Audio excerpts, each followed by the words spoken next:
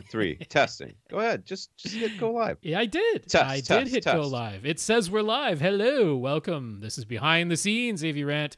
Tom is just sorting out some clipping issues on his microphone. I don't think I'm going to be able to fix this. I don't understand what's happening. It's very strange. I mean, your normal speaking sounds totally fine. I don't hear any clipping unless you get... I understand that, but I can see the signal clipping, but it's not like it's not hitting the top and bottom bar. It's just clipping in the middle. You're using Reaper though, right? Not Audacity? Yeah, I am using Reaper, which is because Audacity changed their interface thingy so that... Does this thing do?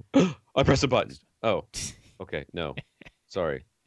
In case you can't tell, behind the scenes means that it's not the fully edited version, and you have been warned, dear YouTube viewer, that you're just getting the live feed of our Skype call as we record this thing. There is a completed version that gets posted later in the week that has cleaned up audio for sure, and then times down in the show notes for each person's question. So that's the cleaned up version if you want that. What if I just max this?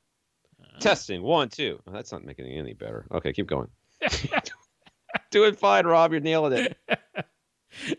I don't understand why anything would have changed from all of our previous recordings. Because remember the thing got all screwed up that one time? I told you that. It got everything messed up. I don't know what I'm doing wrong. I don't know what's going on. I mean, it sounds fine over here. So well, I'm sure it is. It's just when I get loud, I can see that it's it's flatlining at the very top. There's not the thing that I'm supposed to see. No, just don't yell. Modulate your voice volume. We're going to talk about Xbox tonight, so I'm going to yell. That's what's going to happen. I mean, we just all have to get ready for that. Okay, images ready to go. That's their thingy. Oh, I should put up a question. All right. Yeah. Well, whenever Tom is ready, we shall begin. I'm ready. Okay. Welcome to another edition of AV Rant. I'm Tom Andry, and I'm here with Rob H. This is AV Rant. It's your home theater and AV questions answered. So yes, special day today, episode 702. We're going to be drawing the name of our Patreon winner of a spaceship model made by Andrew. But it's not happening yet. We're teasing it out. End. It's not going to be the very end. It's not going to be the very end. No. We're going to talk about other stuff first, though. We got to get all the stuff out of the way and all the other stuff. But did you test out the Xbox? No audio. I you know what? This week I literally didn't watch anything on my television. Is your cable broken? No. I was very busy. We my apartment building. We ended up having to do an inspection because somebody, an unknown apartment number, had apparently an infestation of whatever bugs or whatever. So yeah, there was a lot of prepping my apartment because I haven't done anything to organize or clean my apartment in months. So yeah, there was a whole lot of that, me doing that, which meant things were being moved around and disconnected and no time to watch anything. So no, I didn't test the audio. Did you? I did. I did, and I could not verify definitively that anything was coming out of the Atmos speakers. Okay. The overheads, but I can definitively say that all 7 floor level speakers were making noise. Okay. On content that would never have had that, Netflix or something like that. So yes, so now I'm off of the Roku and back onto the Xbox because it has the better audio suddenly. Okay. Who knew? Yeah. So in case people aren't familiar with what we're talking about, this is after the latest update, you get the Dolby Access app, which isn't there by default. So if you didn't have it before, you do need to download it. And then you can go into the settings of the Dolby Access app and activate upmixing for Dolby Atmos. So now the upmixing, Dolby Surround upmixing, is taking place inside of the Xbox One console. So the front of your AV receiver will always say Atmos on it, which it did before. If you set the bitstream output option to Atmos, it said it before. But now it's actually upmixing inside the Xbox One, at least to 7.1, if nothing else, if not the overheads. I cannot verify the overheads. I tried one time, and I couldn't hear anything coming from them. Okay. But, who knows what that means. Right. We were just watching, the end of Doctor Strange, the beginning of Black Panther before this, and I should have stood up to see, and stood on the side of my couch so I put your ear right up next to a prime elevation speaker. Yeah, I could have, but I didn't. So there you go. Well, I didn't test it. Maybe I will at some point. Who knows? Maybe. Don't worry about it. I will. This you could leave this one to me, Rob. All right. Do it. All right, let's first of all, this is AV Rant, the podcast that answers your home theater and AV questions. To get your questions answered, all you have to do is ask by emailing us at question@avrant.com. Mm-hmm. You can go to avrant.com, leave us a comment there, facebook.com/AVRant podcast, youtube.com/AVRant. If you want to get your question onto the podcast definitively, for sure, 100%, send it to question@avrant.com. Yes, everything else may or may not happen. You're taking your chances. Email us if you want to be on the podcast. That's right. Yeah. And if you don't email us, then you're also taking your chances that we may or may not answer you. That's right. Because, you ask us a real long question on Twitter, and you're going to get send it to the email because we're not going to answer it. We want to thank our listeners of the week. I finished that? No. You contact Rob directly. Rob at avrant.com. His Twitter's at FirstReflect. I'm Tom at avrant.com. My Twitter's at avrant_Tom. Mm-hmm. Listeners of the week. To become a listener of the week, to support the podcast in some way, the way you support the podcast is you can go to avrant.com, click on the buy us a cup of coffee link, and leave us a PayPal donation there. Take you to PayPal. You can use your account, or you can use a credit card, anonymously-ish. I mean, I don't know how it works. But, and you can do it that way. Or you can go to patreon.com. Oh, wait. So we had 2 listeners this week that gave us a PayPal donation. Right. I think Matthew or Matt, I'm not sure which one, and Kevin or Kev, I'm not sure which one. So thank you, Matthew and Kevin. Matthew and Kevin, thank you very much for the PayPal donations. We appreciate it. You also go to patreon.com. Patreon is a service that's a monthly subscription to your content creators of choice. It's a minimum of $1 a month, a maximum of infinity dollars. So we had a whole bunch. We have 120 patrons right now, including a couple of people who just to let us know that they signed up, Max and Michael, and Kevin and Mark and Stan.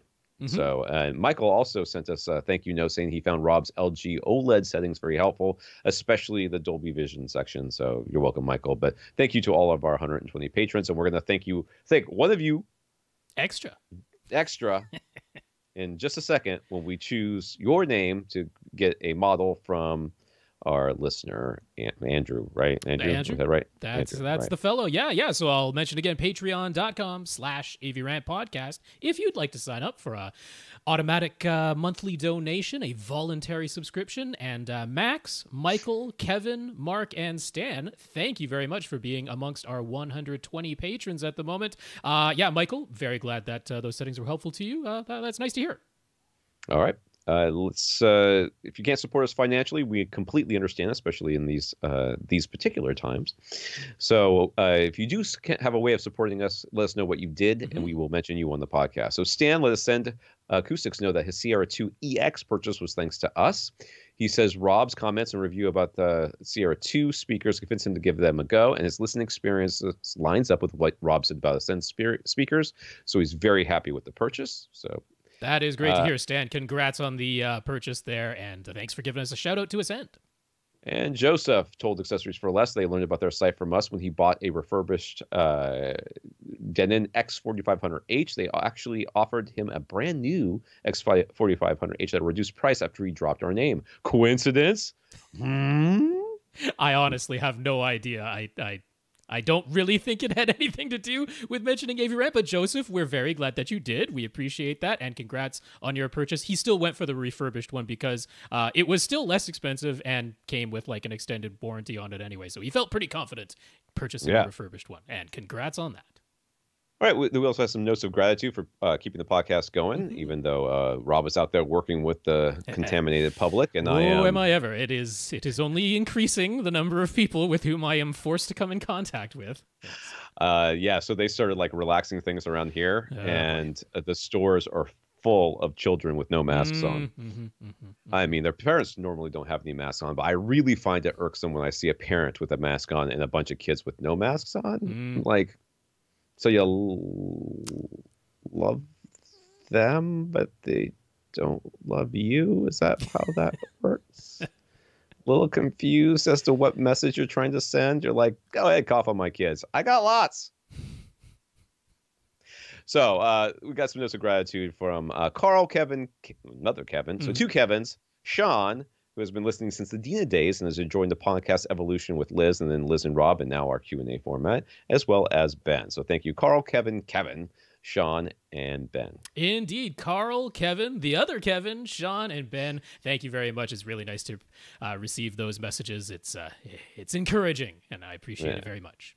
Right. We're also going to thank Andrew in just a second for what he's about to do, which is to give away a model of your choice, kind of. Whatever he offers, whatever Andrew says is available, which might be one or two. One. You can have a TIE fighter or a TIE fighter.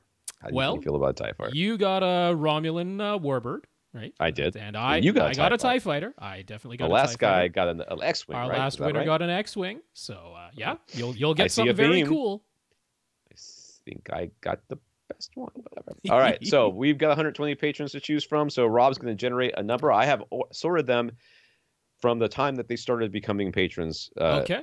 Chronologically. So earliest now. That being said, I still see on here that some people have been patrons since like a long time ago, but then they only the last couple of months have they actually donated. I don't know how that could possibly work, but somehow it does. I don't know how it works, but yes, this is not based on how much money you've ever given. Absolutely not. Just a number. So I will have to count because there's no number next to your name.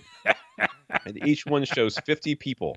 Let's hope I got 120. So I got it. Let's hope it's not somewhere in the middle of a group of 50. Right. It will take me a second to get there. Drum roll, please. Drum roll, please. Rob's using random.org. Here we go.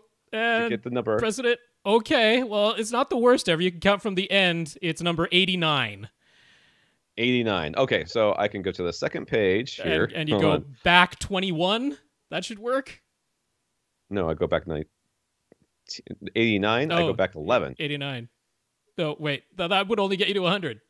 31. You got to go back 31. We got 120, right? No, bad. You only went up to 100. 50. Okay. Yeah. Okay. So 89, I got to go back 11. You can see how well we planned this, folks. 1, 2, 3, 4, 5, 6, 7, 8, 9, 10, and 11. All right. Who was the last winner?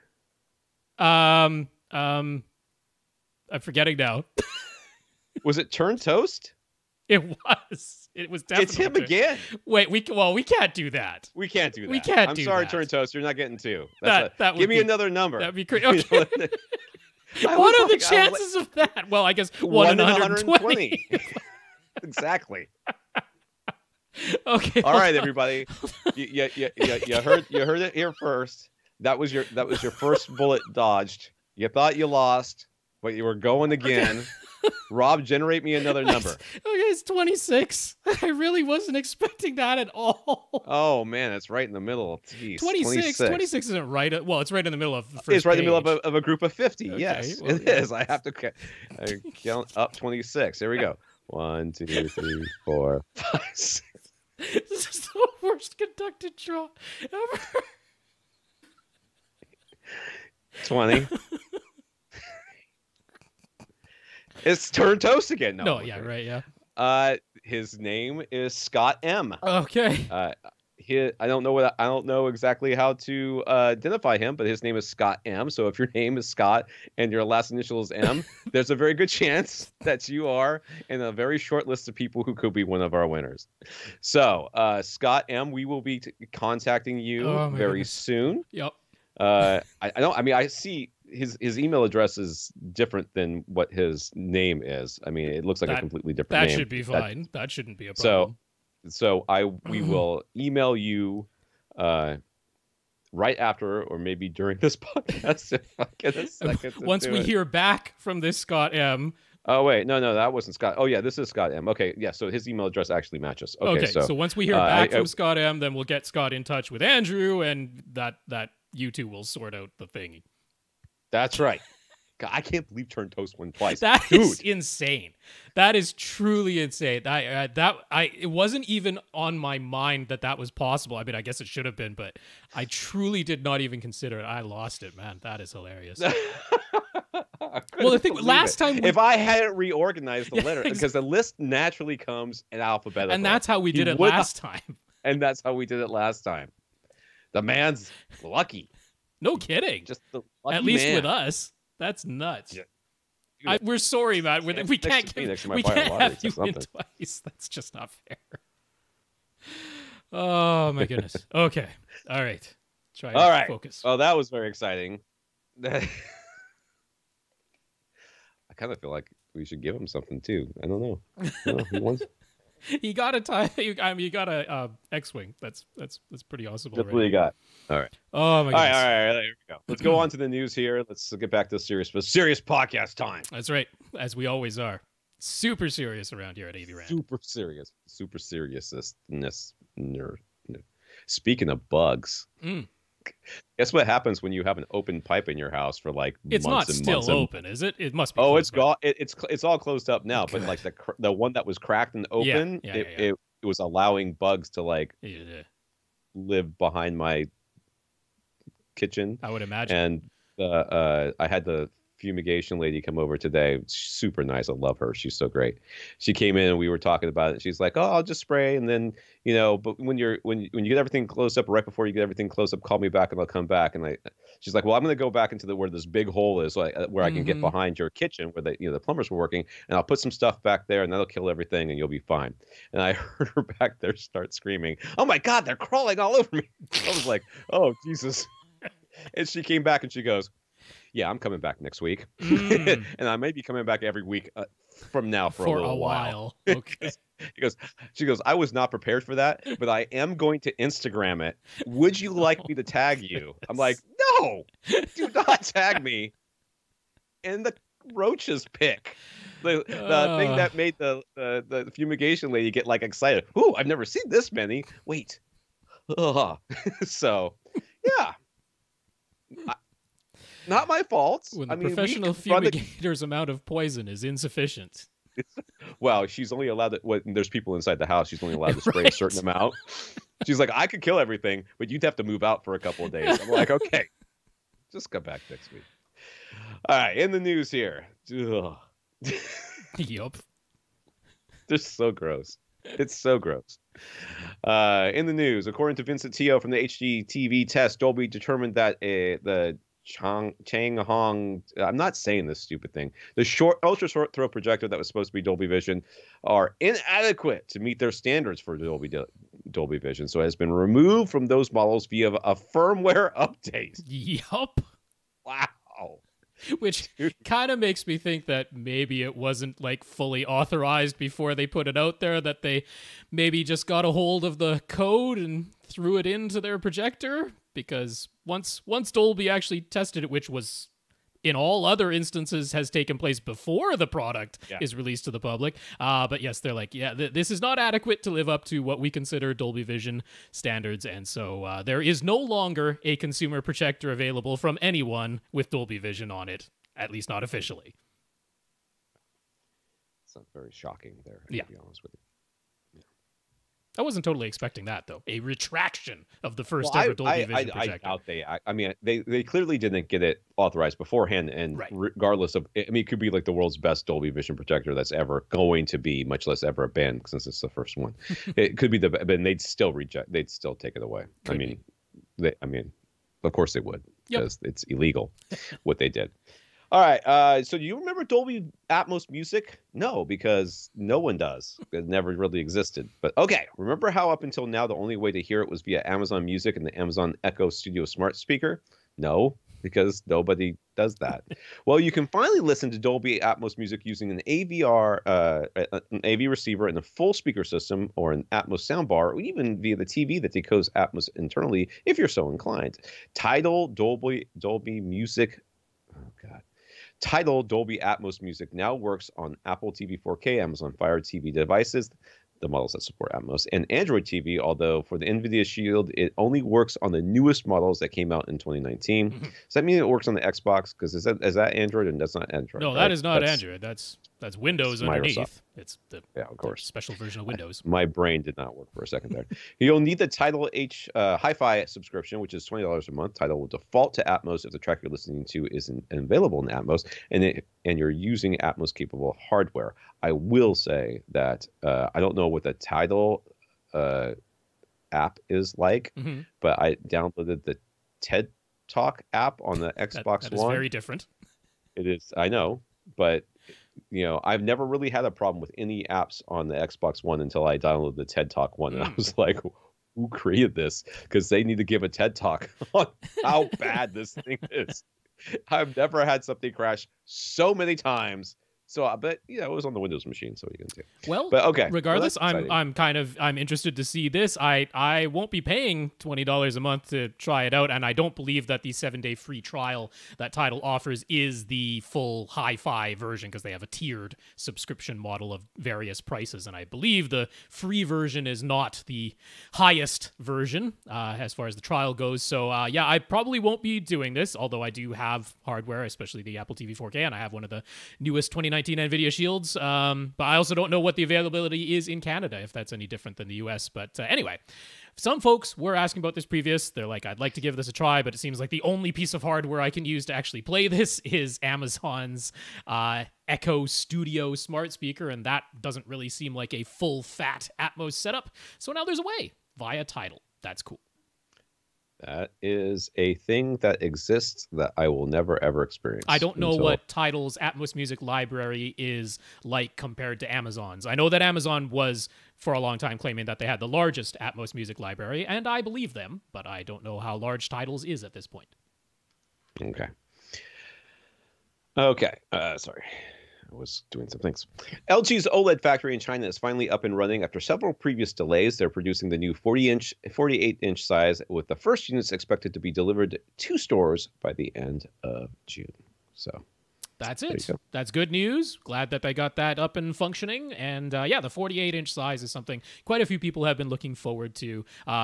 LG themselves are heavily marketing it towards the gamer crowd because their OLEDs actually do all 3 versions of variable refresh rate, or will be able to. So they can do the HDMI 2.1 version of variable refresh rate, they can do G-Sync, and they can do FreeSync. And that's one of the few displays that can. So there you go. 4K 120 hertz as well.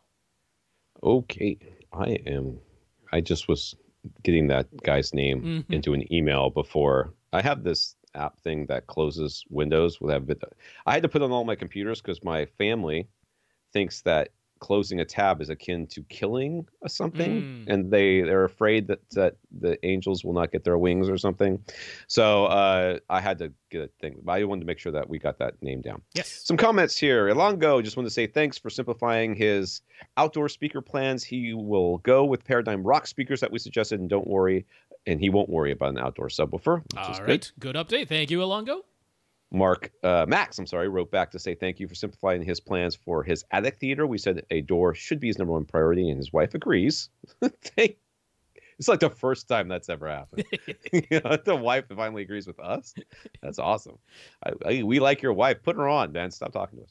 So that's the first on the list. Then he'll add DIY bass trapping behind his couch along the floor, which is unused space anyway, and he hadn't thought of using it. So that was helpful. That was probably me, I think. And finally, he'll add panels to his sloped ceiling, which is almost certainly Rob.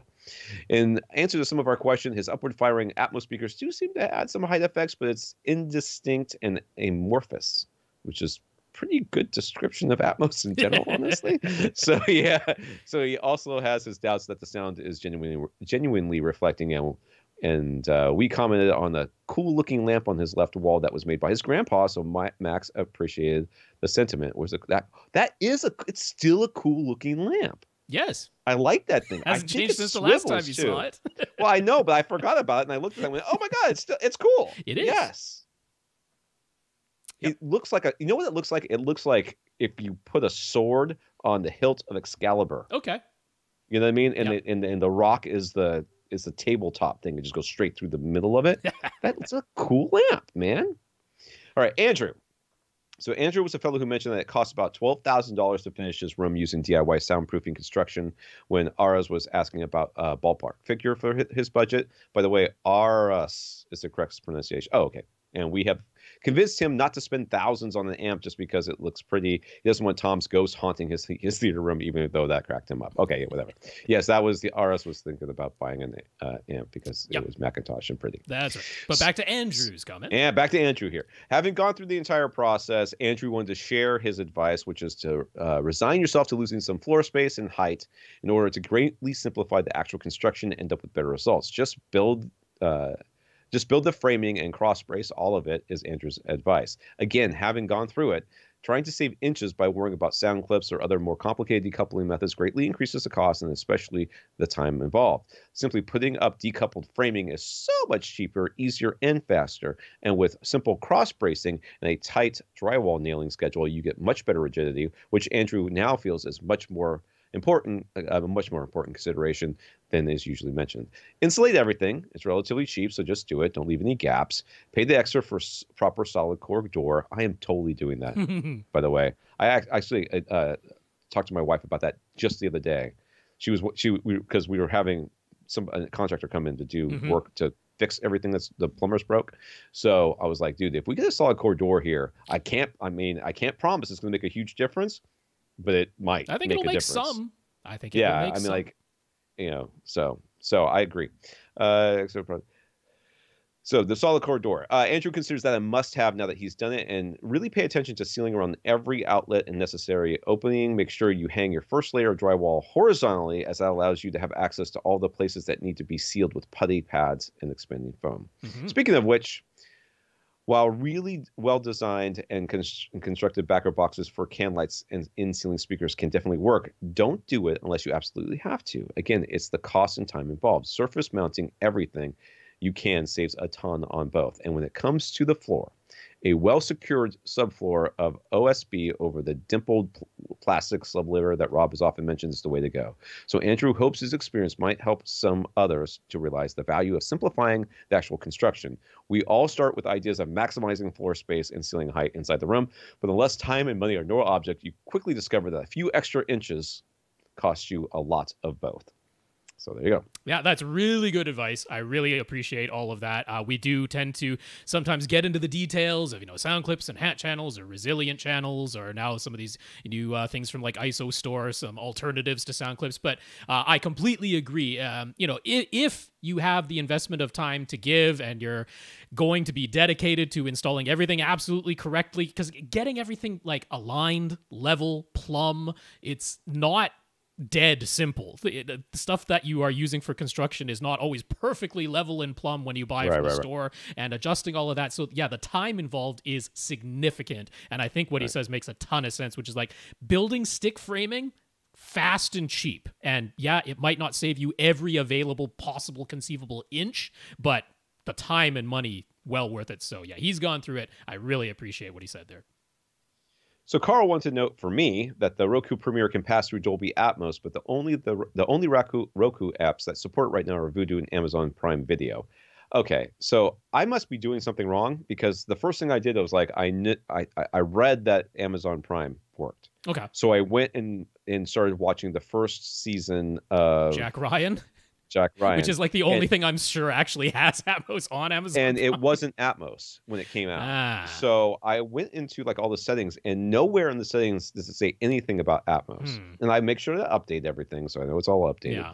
But maybe I'm doing something wrong. Maybe you have to, while you're in Amazon and while you're watching the thing, you have to go to the settings and whatever. Well, for all I know, Amazon has taken away Atmos from like the one show that had it. I wouldn't put it past them. But the main thing is just that, of course, most people go to Netflix first because it's, the most ubiquitous and easiest. But the Roku Netflix app doesn't do Atmos. So Right. All right, Alvin. This is the first question for tonight. Alvin was using Handbrake to back up his DVDs. We've talked about making MKV several times, so he decided to try it out by default. On the first disc he tried, it attempted to make 10 different files, and he didn't see a way to change the sort of settings that Handbrake offers, such as the compression rate or target playback device. Could we explain a bit how to best use MKV and its interface? And I'll pass this one over to Rob. Sure. So, the first thing to know about Make MKV is that you're not going to get any sort of like compression ratio or target file device or anything like that settings, because all it does is opens the disk, reads every file that's on the disk. By default, it ignores any files that are shorter than 120 seconds, 2 minutes in duration. Although some people like to change that in the preferences, because occasionally there are really, really short special features if you're looking to save those. But by default, 2 minutes is the shortest file it'll look for on any disk that you're opening. And then all it does is turn each of those files into its own separate MKV file. It doesn't recompress it. It doesn't do any adjustments to the image or the sound or anything like that. It just turns each individual file on the disk into an MKV. Now, naturally, a lot of people are only looking to back up the main movie. And so when you open up the disk, you'll see a whole list of all the files that it has found that are longer than 2 minutes, and there are check boxes next to each of those. So you can deselect everything except the largest file. It's always going to be the largest file in there that is the main movie. If it's a Blu-ray disc that, say, had both a director's cut and a theatrical cut on the same disc and used seamless branching on the disc to do that, you might see two that are only very slightly different in size or might even be identical size. Another tip with Make MKV is it might be about the only program you would be using these days that actually makes good use of Java.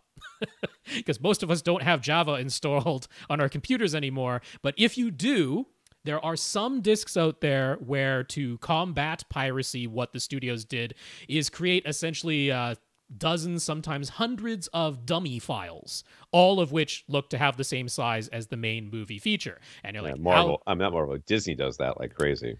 Yeah, so you're like, how the heck Lionsgate for sure does it on everything they release. And it's like, how do you find the correct one? Well, if you have Java installed, it'll be the first one on the list. That greatly simplifies things. So the other little tidbit in the interface before you actually hit the button that says Make MKV is that not all of the audio options will have check marks next to them by default. There are ways you can like script that within it to make that happen, but honestly, it's not that hard to just make sure that you have a check mark next to the highest level. That might be Dolby True HD, that might be DTS HD Master Audio. It doesn't tend to actually label Atmos or DTS-X, but by default, it usually just selects the Dolby Digital 5.1 or DTS 5.1, and you want to make sure you have the highest level of audio with a check mark next to it. And that's it. As long as you have the check marks next to the things that you want, you hit Make MKV, and you will have an MKV file of the main movie. If you want to back up all the special features, that'll be all the other files. That'll be much smaller in size. And sometimes what I'll do is just checkmark everything, go back, have a look through it, and delete essentially all of them, except for maybe one or two special features that I wanted to keep. So he's using a Windows 10 PC, and he can use Atmos for Windows. That seems to work fine for actual Atmos content, but for all other audio content, he's found that he has to manually switch back to stereo or multi-channel output. Otherwise, his AV receiver doesn't have the option to upmix. Mm-hmm. That is, yes, welcome to the world of the Xbox One circa 1 week ago. So is there an automatic way to switch back and forth, or is it the same situation as the Xbox One? Oh, well, there you go. Yeah, it's the same. I mean, it's the same. Yeah. Yes. I mean, with Windows is always decoding and remixing all audio inside of Windows before it gets sent out of Windows. Now, individual piece of software by individual piece of software, you could look for different audio drivers that bypass the Windows mixer. That is sort of one way to get around this, but you would have to do that on a individual app by app basis to make sure that their audio output is using a different set of drivers, not the regular Windows mixer. If you're using the regular Windows mixer, then it's always going to decode everything inside of itself, mix it all together into a single output, and then put it into whatever container you have chosen. If it's stereo, everything comes out as stereo. If it's uncompressed 5.1, everything comes out as uncompressed 5.1. If it's Atmos, everything comes out as Atmos, even though you'll still only have the original channel count inside of that container. So yeah, unless you want to deal with individually setting audio drivers for each program, then you'll just have to manually switch back and forth. There's a cockroach. I got to go kill. Lovely. It's just disgusting. He got away from the poison. No, he's dying. He's dying. He's still not. He got somewhat away. He got somewhat away. He's looking to get out, but I know for a fact that she made a moat of poison around my house. She's like, if they get out of here, they're not going far. All right. So Alvin got a new BenQ projector, and the throw distance is such that he basically needs to have it right at the back of his room. There's a soffit on the back wall. So to get the necessary height, he put the projector on a shelf just below the soffit. And to get the image aligned on the screen, the projector needed to be upside down. Yes, that's what happens sometimes. That makes sense. Yeah. He's got some adjustable rubber feet, and it seems to be working just fine. But is it okay to support the projector upside down projector this way? Should he just get a shallow ceiling mount and mount it to the underside of a soffit instead? No, dude, this is fine. This looks absolutely fine to me. Yeah, he has managed to align the image onto his screen, and yeah, the first image that he sent us of what he was viewing on his large projection screen, that is a scary thing to be looking at that size, man. That's a picture of AV Rant. That's Tom and I side by side, blown up to ridiculous proportions.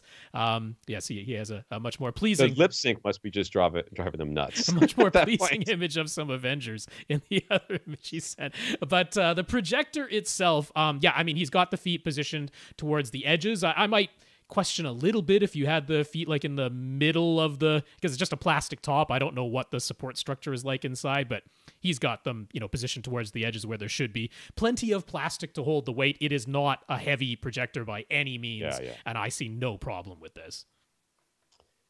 All right, Chris. Chris asks, would there be any benefit to applying green glue directly to the studs and then hanging the first layer of drywall, or should green glue only go between the first and second layers of drywall?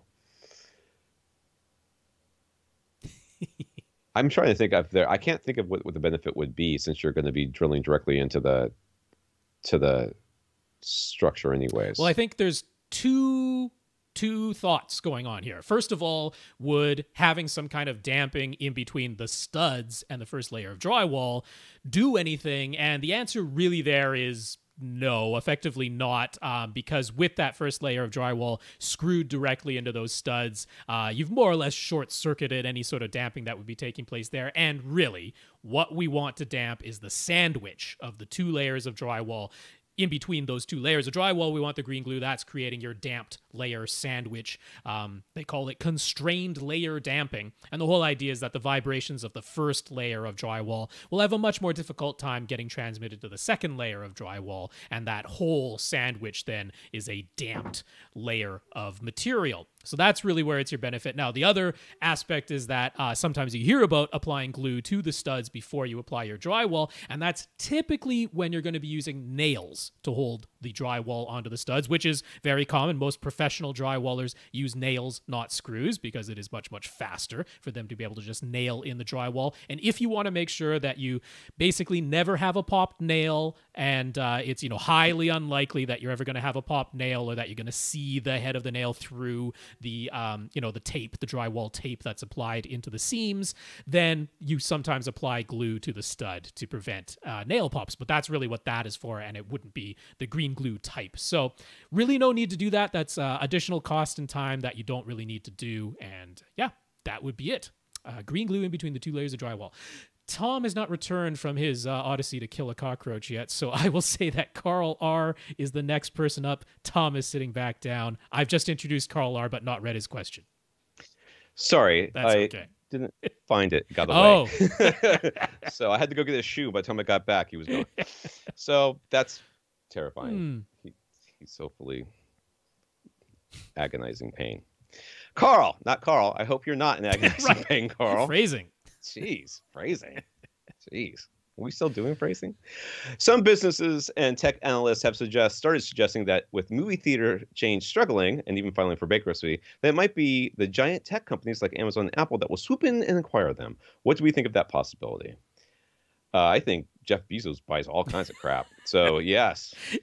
Certainly seems within the realm of possibility, and not only that, but think about the leverage that would give him over above and beyond the leverage he already has for over the studios. That's right. The movie studios. And we know that it's crazy. Companies like Amazon and Apple, they are getting into making their own content. Amazon has been doing it for a while. Apple has begun it with Apple TV Plus. So the possibility that they will begin making full theatrical movies and own the movie theaters in which they're shown, seems entirely within the realm of possibility to me. Think about how the Academy Awards, the Motion Picture Academy, is going to have to change their rules once Netflix buys AMC. Right. And then start showing all their Netflix original movies in theaters, which has been the big thing why Netflix movies aren't considered for Academy Awards. These huge tech companies are the ones who have money now. They have been pandemic and recession proof. Essentially, in fact, they might have made more money during this whole thing because people are doing even more at home and ordering even more online. So yeah, from that point, it makes sense. From the fact that they are making their own content, it makes sense. Seems, dare I say, likely. This would not shock me one little bit if those are the companies that end up buying the movie theater chains. So Carl found himself reminiscing about his earliest stereo equipment. He actually found his 10th birthday present, which he hadn't thought about in over 30 years, which is a 2-in-1. Oh, the description's below there. It's all sorts of things. Well, I'm trying to. Let me just look at it. It's a record player. Definitely. It's a AM FM tuner. Yes. And it looks like it has an 8-track as well. That would be it. So let me see. So it's a JCPenney branded AM FM stereo 8-track and a turntable combo player. Carl had asked for an 8-track after seeing one at his friend's house, but his dad got him the combo player and said, it was fun remembering his very first home stereo. So what were ours? So I guess my first, I wouldn't call it a stereo. It was like it was in the form factor of a boom box, but it would be terrible as a boom box because it was too heavy and too awkward, and it was really meant to be, the speakers were really meant to be taken off and then separated out into different sections. But it was a CD player double cassette. Okay. It may have had a radio. I would not know because I wouldn't have used it. But I was big into dubbing or copying my friends' tapes and then copying from CDs to tapes so I could play them in my car because I didn't have any CD player in my car for obvious reasons. The time frame, but that was when I was in high school. That was probably the first thing. But I had my eye on like the Sears catalog. They would have those big, Kenwood systems that had the record player on top, and then like the graphic equalizer and the cassette player and reel to reel maybe on there, and then 2 big speakers with drivers in very odd locations. Really, now that I think back on it. But I had my eye on one of those, but my parents never had enough money to get me anything like that. All right. Well, I'm going to only consider the first thing that was actually like mine. I'm not going to consider what my dad owned as my stereo system or what my sister had. What I got first, so I mean, I guess the first audio equipment that was all my own was, I did get a Walkman first and then a Discman. So I had a Walkman and then a Discman, but that's not really a stereo. That's portable. So honestly, the first one that I had was a RCA 5.1 home theater in a box. I went over to Future Shop, which was like the big box store in Canada before Best Buy swooped in and bought them up, because all the things that used to be Future Shop are Best Buys. Now, for a while, Future Shop and Best Buy coexisted, even though they were both owned by Best Buy. But it was Future Shop. Went over there. They had this RCA 5.1 home theater in a box on sale. I got it because even way back then, I knew enough that the home theater in the box with the physically biggest speakers had the best chance of actually sounding somewhat decent. So within the very limited price range that I had, this RCA home theater in a box had the physically largest speakers. I soon learned that the so-called 6.5-inch subwoofer was not a subwoofer. It did make sounds. It did. That's right. It did make noises. Well, far along. Not great noises. But that was also a cool experience because the first place I set it up was, it actually wasn't, by then my sister had moved out of my parents' place. I was still living with my parents at the time because this was just like the tail end of high school. And so what used to be my bedroom, I moved into what used to be my sister's bedroom because that was bigger. And then what used to be my bedroom, that is where I set up this first. And the first thing I ever watched on it was X-Men, the 1999 X-Men. Oh, wow.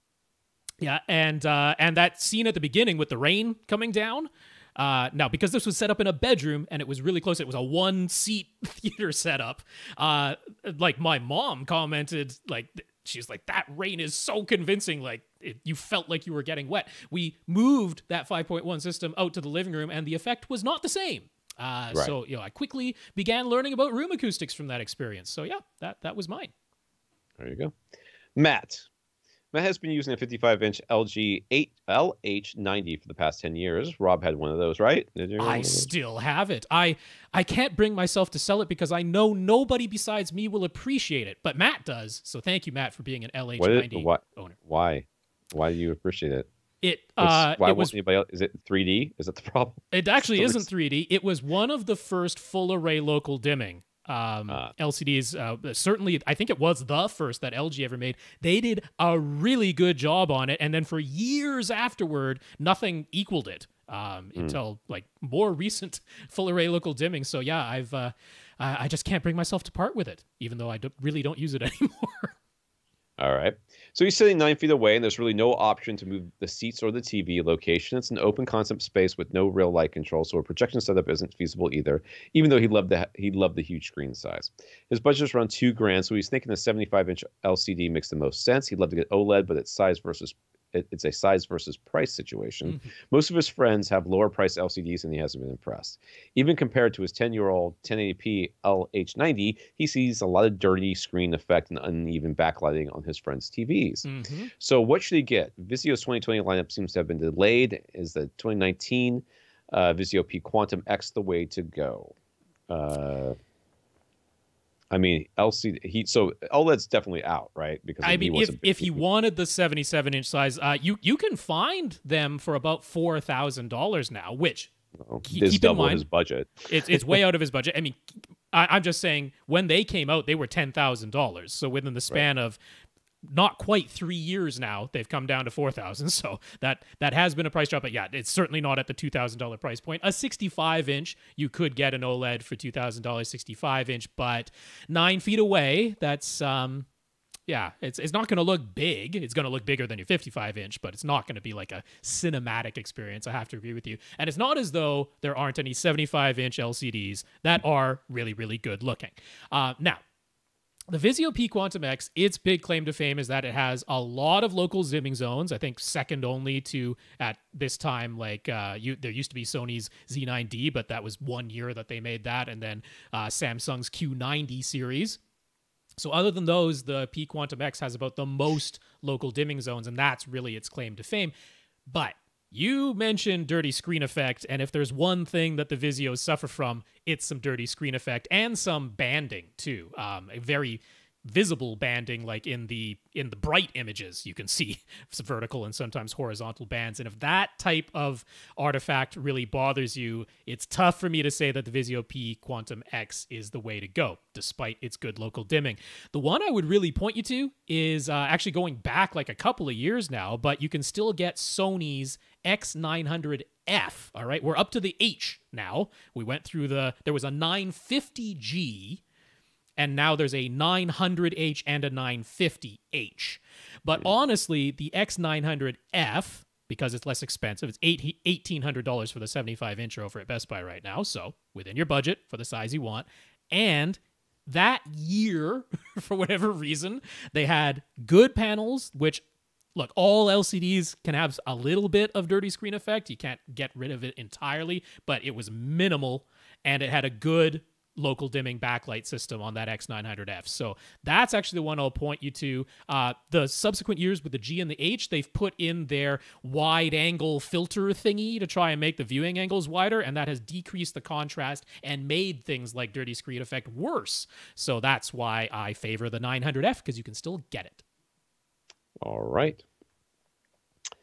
That was only his question? It was. That was only a question. Okay. Bobby wants more tactile feel from his, or tactile impact from his bass. His dual PB1000 subs sound good, but he wants to feel much stronger impact, so he can sit connected bass shakers directly to his chairs, but they seem to roll off around 30 hertz, and he wants to feel a lot more bass and a lot lower than that. So he thought he might get some butt kicker tactile transducers. Is that there? Or he got butt kickers? Hey, he's got like the Aura bass shakers, the inexpensive bass shaker ones, and he's thinking he might upgrade to Butt Kicker brand tactile transducers. They're supposed to respond all the way down to 10 hertz, and he basically has 2 pairs of seats, so he figured he'd make a platform with some isolation feet for both pairs of seats and connect a butt kicker to each platform. Mm-hmm. So the isolation feet would be on the platform. On the platform, so the off platform the ground. Would be separated from the actual floor with some isolation feet. A butt kicker would be on the platform, so the whole platform is being jostled up and down by the butt kicker, and then his seat's just standing on the platform. Why doesn't he just put isolation feet on the chair and then put the butt kicker on the chair? Because then he'd need a butt kicker for each chair. He's going to have a butt kicker for each chair. No, he's got 4 chairs, and he was only going to buy 2 butt kickers. Pairs of seats. I just saw pairs and thought it was just 2 seats. But as he was reading up on doing that, he came across the Boss Baffle Open Sub Shaker. It's an inexpensive platform, just a sheet of plywood with isolation feet. Then inexpensive subwoofer drivers are mounted in the plywood with the faces of the drivers facing the floor. The magnets are sticking up, and you put your seats over those exposed magnets. The wattage is kept low, and the signal is heavily filtered with a mini DSP. Lots of people in the forums love it. What do we think? I think it sounds like a terrible idea. I'm going to be honest with you. How did I know Tom would say that? just this very little of that sounds like that's a good idea from what I can tell. I mean, first of all, I mean, I understand that it's heavily, whatever, but the last thing I want is another bass driver. Like if something's shaking if it's shaking the chair, that's one thing. Mm-hmm. That's a thing that it does. But this is creating sound, but using the movement of the driver to shake the platform. Yes. Rather than having a piston or whatever that it is that they use inside of a butt kicker or any tactile inducer. Yeah, do the shaking. The thing that this is most... It's like... Yeah, go ahead. Sorry. Yeah, the thing that this is most similar to is the Clark synthesis tactile transducers, since those are basically a voice coil system, just like a regular speaker driver, but not attached to any sort of actual exposed to the air woofer the way that these are. These are just buying, off the shelf, inexpensive subwoofer drivers and using them for their physical movement, but there's no way that you can separate the physical movement from the air movement. These are still going to move the air. Now, I first want to warn Bobby, the claim that was made on the forums that because the backs of the drivers are exposed, that is somehow canceling out all of the output, that is not true. In a technical sense, if these were much shorter wavelengths, then directly to the sides of the drivers, you would have a dipole null. But the idea that all sound is being canceled just because there's no back to these things, well, if that were the case, then any ported subwoofer would be silent, because that would be the same thing of the air moving in both directions. So that is false. That is just completely untrue, that these aren't contributing any sound pressure level to the room. But the reason why people aren't noticing it altering their audible bass is because the volume level of these things is kept really, really low. You don't have to physically move these things very much at all when you're on a floating platform to feel the movement without the air movement that these drivers are creating being very much at all. So that's the reason why that can sort of work, but it is contributing air movement to your room. There's no way around that. Okay, so let's put aside the idea. So neither Tom nor I are fans of using tactile transducers ourselves. We just aren't fans of them, but some people are, some people love them. I got no beef with that. You have tried subwoofers that we told you are the appropriate size for your room. You positioned them where we told you to put them, and you're like, they sound great. I just want to physically get rocked more than these subwoofers are going to do. And I'm okay with that. You tried accuracy to the signal. This you want. I got no problem. I would back a butt kicker purchase for you. They are my favorite tactile transducers, but they certainly do cost more. So this Boss platform, could it function? Yeah, it can function. It can absolutely function. You've got a thing that is responding to the base signal. It's running through a mini DSP to make sure that it's not getting the same equalized signal as what's being sent to your subwoofers. And it is just physically moving these drivers back and forth on a floating platform. You're going to feel those vibrations. It's going to contribute some air movement, but the volume is kept really, really low. And the recommendation is to actually only have it responding from 40 hertz down, that it's doing nothing above that. So again, it's tough to literally even hear those frequencies. Anyway, I'm not super against this. It is inexpensive. It should function if you follow the instructions that are given. Yeah, I mean, I haven't tried it for myself, but there's nothing about it that is actually that complicated or difficult to understand. It's not something I would personally go for. Yeah, I think that's about it. Just look at the picture, the platform. Mm-hmm. I mean, I guess they're underneath the chair, but it all just screams something's going to go terribly wrong. That is definitely a tripping hazard.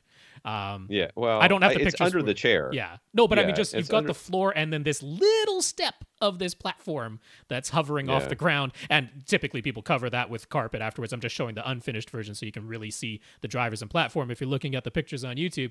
But yeah, that's definitely a tripping hazard. You might want to put some little LED strip lights around the outside so you don't trip over the darn thing. Yeah. Well, whatever you decide to do, let us know. I mean, I understand wanting to save money. I'm all about that. And like Rob said, I mean, there are, it's not like,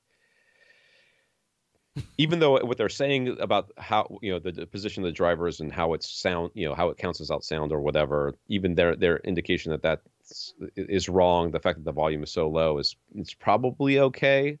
But to me, I just don't want to add anything to my room that's going to make any noise that I don't want there to be, and it includes my children. Sometimes I kick them out for the exact same reason. And I mean, just to explain, the only reason why they have the drivers facing downward, that was strictly about wanting to raise the height of the seat as little as possible. Obviously, if you had the magnet towards the floor and the driver facing up, you'd have to have more clearance below the platform just for them. So that is really the only reason. This was all about adding as little height as possible. The movement, which direction the driver is facing, I mean, you could have them facing sideways. It would be the same darn thing.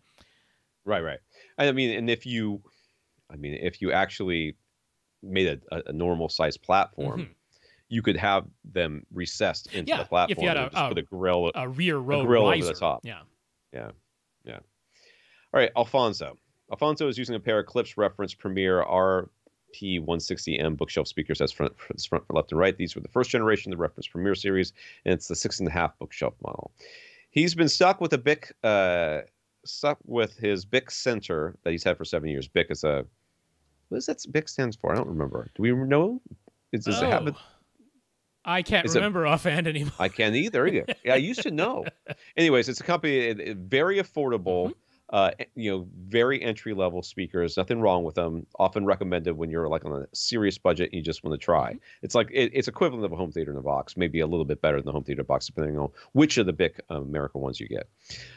It was cheap back then, and now it's cheap and old, so he wants an upgrade. So does he get a Klipsch center? If so, which one? He wants to keep the budget to $300. Should he consider some other center, maybe an SVS Prime? Not with Klipsch. Klipsch, I mean, generally speaking, I want to match Klipsch with either Klipsch or other horn-loaded speakers, because these are also horn-loaded, right? BIC has some that are horn-loaded and some that aren't. I mean, they're most popular where they're Acoustic, the BIC Acoustic, which are a horn-loaded design, and were often, recommended as the inexpensive alternative to Klipsch because of that, because they're very efficient, as most horn-loaded designs are. But you could go with like an HSU has their horn-loaded speakers, but I don't know if they fit this budget. I say that the timbre of the HSU horn and the Klipsch horn is the same, though. Now, I mean, really, I'm going to say get a Klipsch center, get a Klipsch reference Premier center. Going from generation 1 to generation 2 is no problem. And over on Amazon, you can get the RP500C center. It's just over $300. So it's within striking distance. Klipsch should match with Klipsch just fine. Oh, and especially same series. It's just different generations. Now, he might have been thinking, because, of course, they have different sizes of centers in the Klipsch Reference Premier lineup, and the 500C that I'm suggesting is the one that has two 5.25-inch drivers rather than a single 6.5. I want you to note, if you look at the specs, its efficiency and power handling rating is actually identical to your bookshelf speakers, whereas the larger center that has dual 6.5-inch drivers actually has higher power handling and slightly higher efficiency than your bookshelf models. So if you're actually talking which of the center speakers perfectly matches the specs of your existing RP160M bookshelf model, it's the 500C, and it's the one that really comes close to your budget. So that's what I would do, because the timbre match is going to be perfect, and the efficiency and the power handling are identical to what you already have. There's really nothing to balk at. So JR is using Mirage speakers with a 12-inch Mirage sub. He had the sub on his front wall in between the center and his front right speaker, but then he did a subwoofer crawl. He was rather amazed by the differences in the bass sweep as he moved around his room. In some locations, he would have sworn someone was turning the volume dial back and forth. He ended up moving the sub to his left wall, and that is where the bass sweep sounded the most even throughout the whole sweep without any major dips. Great. But now when he tries to play very low frequency, he hears distortion. Sometimes a bit of a buzz, and other times it almost sounds like a crunch. That's not what you want to hear. Most of that noise can be attributed to the rattling of his framed artwork against the walls, though, rather than the sub itself. Is he right to assume that since he no longer has any big humps, he's basically just discovering the limitations of his Mirage subwoofer now? He's about ready to pull the trigger on a pair of SVS 2000 Pro Series subs, but he would rather not spend $1,500 if he doesn't have to. That's a lot of money. As we all. Once he damps his artwork and gets rid of that rattling, will the SVS dual subs be worth it, or is there anything else he could do to improve deep bass further? Well, okay. First things first, you got to stop the rattling of everything else in your room before you can know what's actually going on. What is actually the sub itself. Yeah, because the sub might not be making very many noises at all, although a crunch sound that can't be attributed to I wonder if it's starting to bottom out. This is not an impossibility. Okay. So crunch is not usually what I would associate with bottoming out. Bottoming out is more of a clang. Yeah. Usually it sounds a lot like metal on metal, because that's exactly what is happening. So, I mean, that is physically what's happening. It sounds like a clang. Crunch is more concerning, but also it's weird enough that I don't think it might hopefully necessarily be coming from the sub. Just the artwork. Yeah. So once you damp all the artwork and stuff like that and get everything, get a little putty behind stuff or little pieces of rubber insulation tape and put it back there, and you're not hearing any of that anymore. Because believe me, I had to do the same thing. When I got my two subs in here, I had to do it to every door frame, because the doors were rattling in the frame every time the subs were hitting, and it was distracting. Once you've done all that, then you can kind of decide whether or not if the sub's still making noise, well, you've got some issues. Now, remember, this is probably at the very, very lowest end of the bass, which you may not be able to identify so well with your subwoofer crawl as being something that is experiencing a huge hump or a huge null.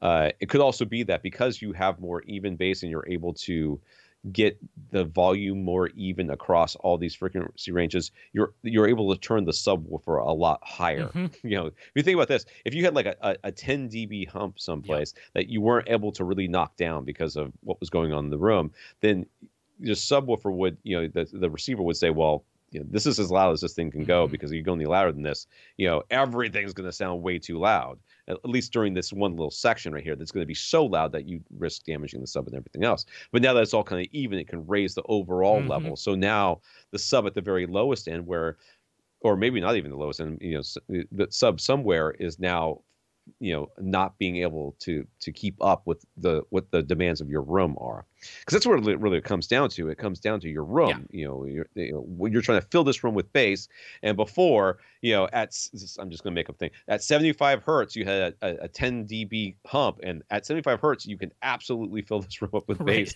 but nothing else. Everything else was like 10 dB down from that. But now it's all kind of evened out, say within 4 or 5 dB, and now everything is louder, and you're finding this rattling happening because all those lower frequencies, which are now able to shake the stuff in your room, are going. And then you might find out that your sub is like, wait a second, Haas,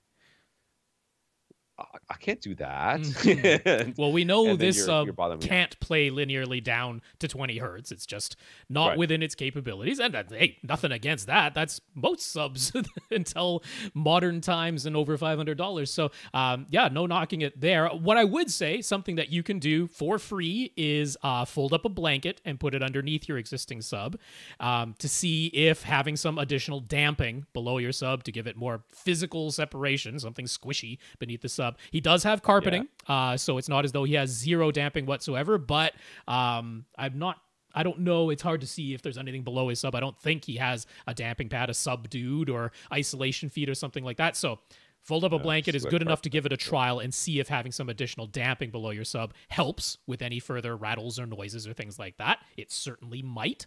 But in terms of if you want to hit linear right down to 20 hertz, there's nothing more you can do with your existing equipment to make that happen. It's just not within the capability of the sub you own. If that's what you want to do, you will be needing to look at a subwoofer upgrade. And I mean, it's not beyond the realm. No, I'm going to tell you this right now.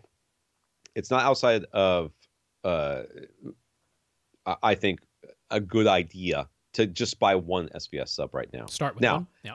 Just get one. Put it right where you found out is the best place for this Mirage sub. Take the Mirage sub. Do not plug it back in. I know you're going to say, but now I have to. Sub. I got to put two. No, this sub is not capable. We already know that. Just go put it away. Now put the SVS where the Mirage was. Rerun Odyssey and all whatever else you've got going on in there, and then see how this thing does. If you're still noticing, a crunching or whatever sound, well, it's not the SVS. So you got to find where that is in your room. It's got to be something else in your room. You don't know what it is, you'll find it. But you may find that depending on how many seats you care about, that might be good enough for you. I would then also suggest taking it out of that spot, put it back on your main seat, and then redo the subwoofer crawl, because you're going to be it's going to be activating a lot more lower frequencies than you were hearing before, and that will adjust possibly where your placement is. It's always going to be easier and better to get two, but you can always start with one. Infinite Gary says, if you were using a Phantom Center, are the left and right speakers playing louder than if a center were present? Or to put it another way, if you add a center speaker to a stereo setup, does that reduce the volume coming from the left and right speakers? No. It's just no. The easy answer is no, because think of it this way: when you put the sounds into the left and right, to create the center, it has to be level matched with the left and right. So it's not like it's not like adding more flour to a cake or something. It's all part of the same sound, and it all has to be the same volume. It's just the phasing between the sounds that are split between the left and right gives you that Phantom Center. I can see where the thinking is, because you're thinking the case of you have a Phantom Center and yet there's still a center channel that is it's more sound. So if my left and right speakers are now playing more sound, then shouldn't that mean that the volume coming out of each of them is louder? But that isn't how waves work. What we're doing is taking what could have been a wave pattern that was being played by a physical center speaker. We're now dividing that wave pattern evenly and having that wave pattern that was the center channel added to the wave pattern that is the left channel and the right channel. But when you add those waves together, it creates a new complex wave pattern that is not louder than any of the existing ones. It's just a new wave pattern as those waves got all added to each other. There might be individual frequencies along that wave that were louder than the individual because both of them are playing up at the same time, and they happen to line up in a moment in time right there where they add to each other, but it's just that you've created a new complex wave pattern. It is difficult to picture how waves are able to do that, how they're able to move right through each other without actually changing the overall volume that's coming out. But that's the actual situation. Right. Jay asks, what's our take on Norwegian speaker brand Arendal Sound? Nobody seems to know how to pronounce it. Arendal. It's like Lord of the Rings. Arendal, right? I'm pretty sure it's Arendal. I mean, usually online people say Arendal, but I think it's Arendal. Arendal? Yeah. That's ridiculous. I think it's Arendal. I mean, it's like Frozen is Arendal. Right. It's Frozen Lord of the Rings. Yeah. I approve. That's how I would pronounce it. I don't think it's Arendal. I think it's Arendal. Arendal. People talking about. So a couple of popular YouTubers, oh well, there we go, we're done, have featured their speakers and subs, and their reviews seem impressive. Jay and his wife both really like their looks and finish options, but he wants to be careful not to get swept up in marketing hype. Sounds like the ship has sailed on that one, sir. Okay. So does anything about the design or claims ring false or come across as marketing rubbish to either of us? Physically, the cabinets are quite large and made of HDF. I never really. I actually talked to a speaker manufacturer about why he doesn't use HDF. He gave me two reasons. One, the cost, because it's more expensive, and two, it resonates at different frequencies than MDF does, and they're harder to deal with. That's what he told me. So I don't know if that's true. He goes, the most obvious design characteristics, large waveguides around the tweeters that match the diameter of the 8-inch or 6.5-inch woofers. And the subwoofers are all side-firing designs with 1 or 2 13.8-inch drivers, sealed or ported models with 500, 1,000, or 1,000-watt DSP amplifiers. What's our take? I'm looking at them for the first time right now. Alrighty. Well, while you're doing that, I'll give my opinion, which is, the overall construction, the drivers that are used, the sort of basic designs of these speakers, I have no beef with. There's nothing there that sticks out to me as something that would not work, a type of design that I would absolutely avoid, nothing like that. I will mention, with a waveguide this size, because they're using very large, unusually large waveguides. I mean, essentially a horn. Essentially a circular horn is what they've got going on there. When you use a waveguide of that type of diameter, they're getting the main thing that I'm sure they're going after, which is the even dispersion pattern, so that the sound that is being dispersed from the larger woofers to either side and the sound that is being dispersed from that tweeter within that horn waveguide, the dispersion is very, very even. That is similar to like what Kef achieves with their concentric driver design. But when the waveguide is that large, it means necessarily that the tweeter is physically farther away from the woofers, which if you're not going to have bad intermodulation distortion, which is where two drivers are both playing the same frequencies at the same time, and you get these ripple patterns in the waves that come out, to avoid that, the tweeter would have to play very, very low. Now, the Arundel tweeter, according to the specs, does go down to a crossover point at 1.5 kilohertz, which is lower than normal. Most tweeters cross over at 2 or 2.5, some even up at 3. 1.5 is lower, so that would indicate to me that they are aware of this and have taken a step to ameliorate that. And the crossover design is a steep slope design, and that is another thing that you can do to help with this. So all of the design choices, and these are choices, that's what speaker designers do, they make sense. There's logic behind the choices that are being made. There's a certain advantage that they're getting from this horn waveguide, but there are some disadvantages, and they're doing the correct type of things to offset those disadvantages. That all makes sense. Yeah, the subwoofer designs look entirely reasonable to me. You know, their front faces get to be a little bit narrower because they have the drivers facing sideways, so the cabinets are taller and deeper as a result. But if that's the look that you want, that's where you want the logo placed. No problem with that. It's DSP controlled amplifiers that should be able to take a 13.8-inch driver and get down to the frequencies that they claim. Really, the only thing in the specs that I really didn't like was saying that everything has a break-in period of 50 hours. I'm like, why is that in your specifications? But whatever, I'm willing to overlook that. It doesn't mean everything else they did is bad or anything like that. That's my take. What's yours, Tom? It's very odd to have a two-way tower with a single tweeter and 4 or 5.5-inch drivers. Yeah, everything they do is two-way. It's really odd. I don't know that. And if you look at the, they're really trying to overlap those two woofers with the tweeter, because they everything else is a little bit further away from each other, but the woofers are on top of the tweeters. So Rob talked about the speaker design a bit here, and that's fine. A lot of what I'm seeing on this website is coming soon. I mean, there's a lot of THX. Yeah, I mean, they really have one series that is available, and that was their first and largest THX Ultra Certified series. Yeah, so there's a lot of that going on. Sure. But they've got height speakers that look exactly like not exactly, but very similar designs to the Prime Elevations. To the Prime Elevation they are speakers. Wedgies. Yeah, so I mean, as far as the design goes, I would, if it were me, I would not buy these off of a website. Okay. Not before I heard them. I would have to hear them first. Yeah. And I don't know how you're going to do that, but this is it's not that odd of a design. No. And like Rob said, they've done stuff. It's very the Aperion Audio Veris Grand speakers. They also have a tweeter that crosses over very low, and there's some real benefits to that.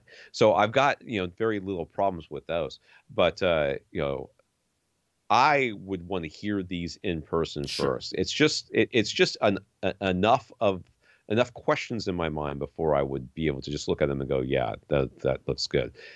it's a little different. But it's certainly not where just by looking at them we're going to say no, don't even bother, because it's not that type of unusual or bad design. And I've seen that sort of thing before too. I mean, and there's still like speakers that people recommend that I'm like, really, six tweeters, right? 6 tweeters is what we're going with. That doesn't really make sense. My brain can't wrap myself around why 6 tweeters in a grid pattern makes sense. Now, I will say I'm not a fan of the surround speaker design that they went for, this so-called triaxial design, where on the front face, it's got just a bookshelf speaker complement of a woofer and a tweeter in their horn waveguide. But then on either side, they have a 4-inch, and they call it full range driver in a dipole setup. Now, I don't blame them, because that was a pretty common design years ago. Particularly amongst THX speakers like M&K had tripole designs that were very similar to this. So I'm not like angry that they basically copied a design that used to exist, but these days with object-based audio, immersive audio formats, that's not the type of speaker that I would recommend as a surround speaker anymore, which is fine because they have alternatives that'll also work as surround speakers, so you don't have to get the one that they called surround. But yeah, that's the only one where I would probably avoid that particular model. Okie dokie. Sorry, I was reading a review. Jay. Huh? Is that right? No. We just did, Jay. We're one more. Okay, sorry. Monsignor Arthur? Yes. Is that? Like, that's his title. What I'm reading? Catholic Church. Okay. All right. Monsignor. What's up, dude? Arthur. I have such a hard time saying the name Arthur. Oh. I do. I really, I don't know why. It just it's not an unusual name at all. It's not an unusual name, but for some reason, Arthur, it makes my mouth go weird. It's a tongue twister for you. I apologize. And then Monsignor on top of it just kind of threw me off. So Arthur recently purchased a 55-inch LG CX OLED with the new Sonos Arc soundbar. Geek Squad is scheduled to come and physically install them at the end of the week. He also has an old universal remote that he's actually hoping will be able to stop using.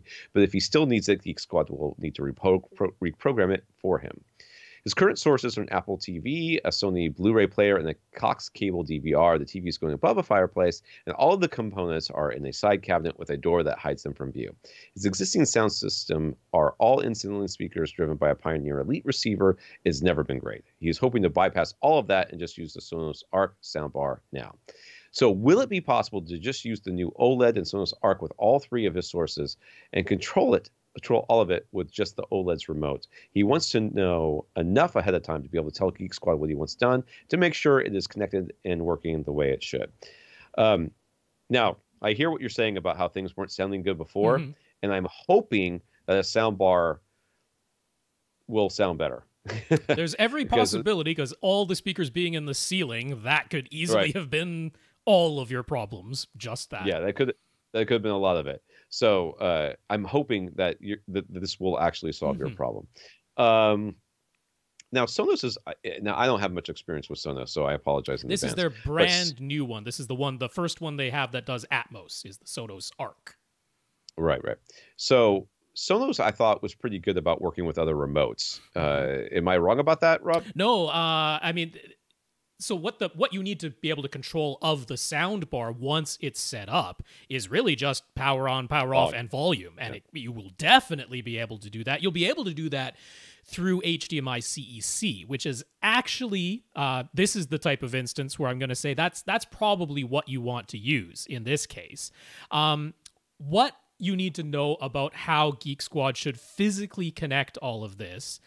There's not much choice, because the Sonos Arc has one input, and it is an HDMI eARC port. That's all the Sonos Arc has. There's no other way to connect this thing to your TV. It does not even have any HDMI inputs of its own. So this means all of your sources must be plugged into your new LG OLED TV, and then your OLED's one eARC output has to be connected to the Sonos Arc. That's how sound is going to get from the TV into the Sonos Arc soundbar. You have 3 sources.